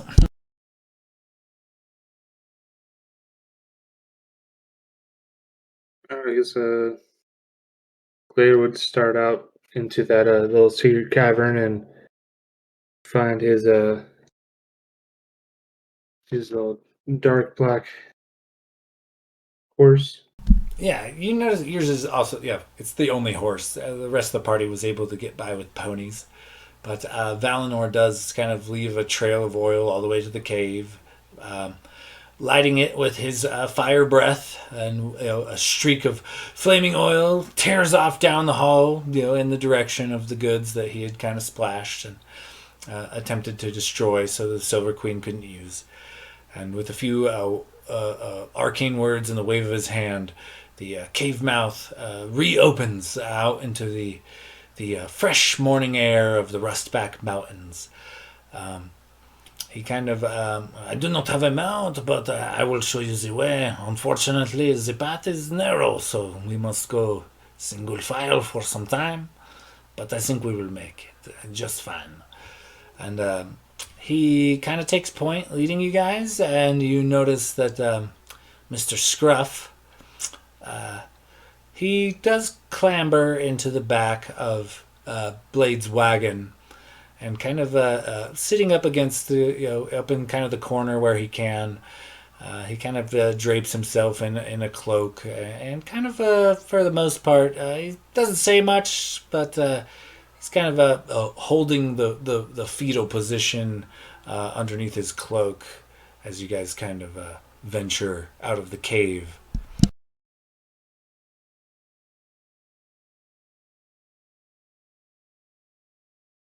And I think that is where we're going to have to pause the session, fellas.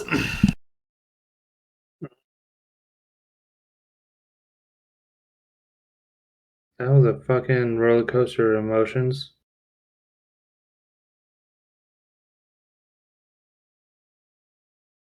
Yeah, I feel like Sean's not aware of how much shit was going on behind the scenes, because we were all just blowing up the fucking chat the entire session with like all these different theories and different options. Oh god, my brain is fried. Also, Nice. again, still falling back to the selfish thing, you've been talking for like a week and a half. Oh yeah, the shield is going to be great. It's a really cool shield. And then, fuck you, you have to leave town before the shield is done. You gotta blame You should have known that Renwick for that. when we Renwick's the one that commissioned. commissioned it. Hey, when we commissioned the shield, I didn't ask for it, but the vendor specifically said, if you have to leave town in a hurry, don't worry. I have my ways of getting it to you. And in my head, I was like, so we're not getting it here, but at some point, we're going to get a really cool shield for the paladin that keeps dying. So To be fair, he said that because I said something. Because I remember Yeah, him Logus squinting had his eyes mentioned at something me. about like having to scoot town quickly, and it perked his Yeah. interest. Yeah. all right, well then good save.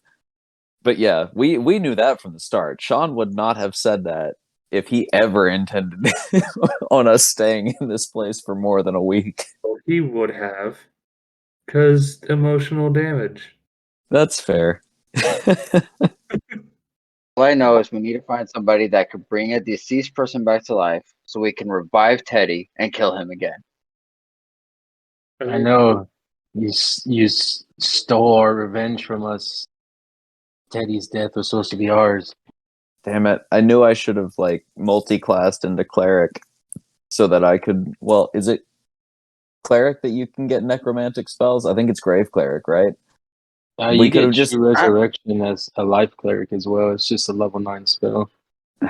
damn. It's like we could have used Teddy as the resurrected body and just made him our slave forever for the shit he pulled. Fuck that guy. But also, getting decapitated by Marineth is a pretty fucking brutal death too. So I guess I kind of feel good about that. Yeah. No, that was too quick. I was going to dip a dagger in a vial of poison and carve into his chest, so the poison was killing him while I was carving him alive. Yeah, that's why Sean kills him off screen because of He Locust. was like, I wanted to get this dark shit. Yeah. How's that patron of yours, buddy? Apparently loves me. Oh yeah, we found out Locust is hella special. He's got destiny on his side. That's the sort of lore dump I've been looking for. Destiny or psychosis? God damn, man, my head hurts. I don't even know where to go or what to do from this point. It's just so much. I know, going but on. I love it. I'm sad. I'm gonna They killed stew on this for like a week and come up with 10 different things that aren't even gonna happen. That is how it goes. It's 20 different storylines and 0 of them turn true. You're right, though. I was Well, totally ignoring the chat on purpose because you guys were making me laugh off mic too much. I couldn't fucking focus on what I was supposed to say. I kept like coughing and choking when I'm trying to read. I felt really bad because I couldn't help myself, but every time that you were in the middle of like a really serious monologue and you were crushing it, and I was like, but I found the perfect meme and I have to drop it right now. Don't think I didn't notice just because I didn't comment. But yeah, you got me a couple times. You were the reason for a few chokes and stutters in that monologue. And I hated myself for it because the monologue was really good and I was super into it, but I'm ADHD, so I was listening to it while full blown off in my own little world too. Oh, Well, god just damn. funny as hell, Logus. So, what's in the bag? Did you bring us stuff? That was a classic moment, right? Like, So sorry your daughter just died and like they tortured you and stuff. But did you remember to do my shopping, motherfucker? you did have 4 days. I mean, oh shit. Bring us a snack. Is everyone good for next week? I know it's still a week before Christmas, so I don't know if anyone's got to travel or anything. I think I should be good. I'll be I good. want to say we're not leaving until Friday, so I should be at home that whole week and not have a lot going on. I should be able to make it work. Yeah, I'm staying in the area, so I'll be fine. It'd be good. Yeah, snowfall hits my neck of the woods pretty hard. There's a point of the winter where I can't leave this town if I wanted to without a helicopter, so probably not going anywhere. Fair enough. Then we'll aim for next Wednesday. All right, Hey, guys. fellas. Sounds good. Fucking get to it next Wednesday. I'll talk to you guys on the socials. I'm going to head out. You guys have a good one, and keep in touch with me on the channels. Try to connect with you guys via Facebook over the week if I can. Fair enough. Sounds good, guys. We'll see y'all. We'll talk to y'all later. Awesome. Have Hell a of a good night. session, guys. Yeah, have a good night, guys.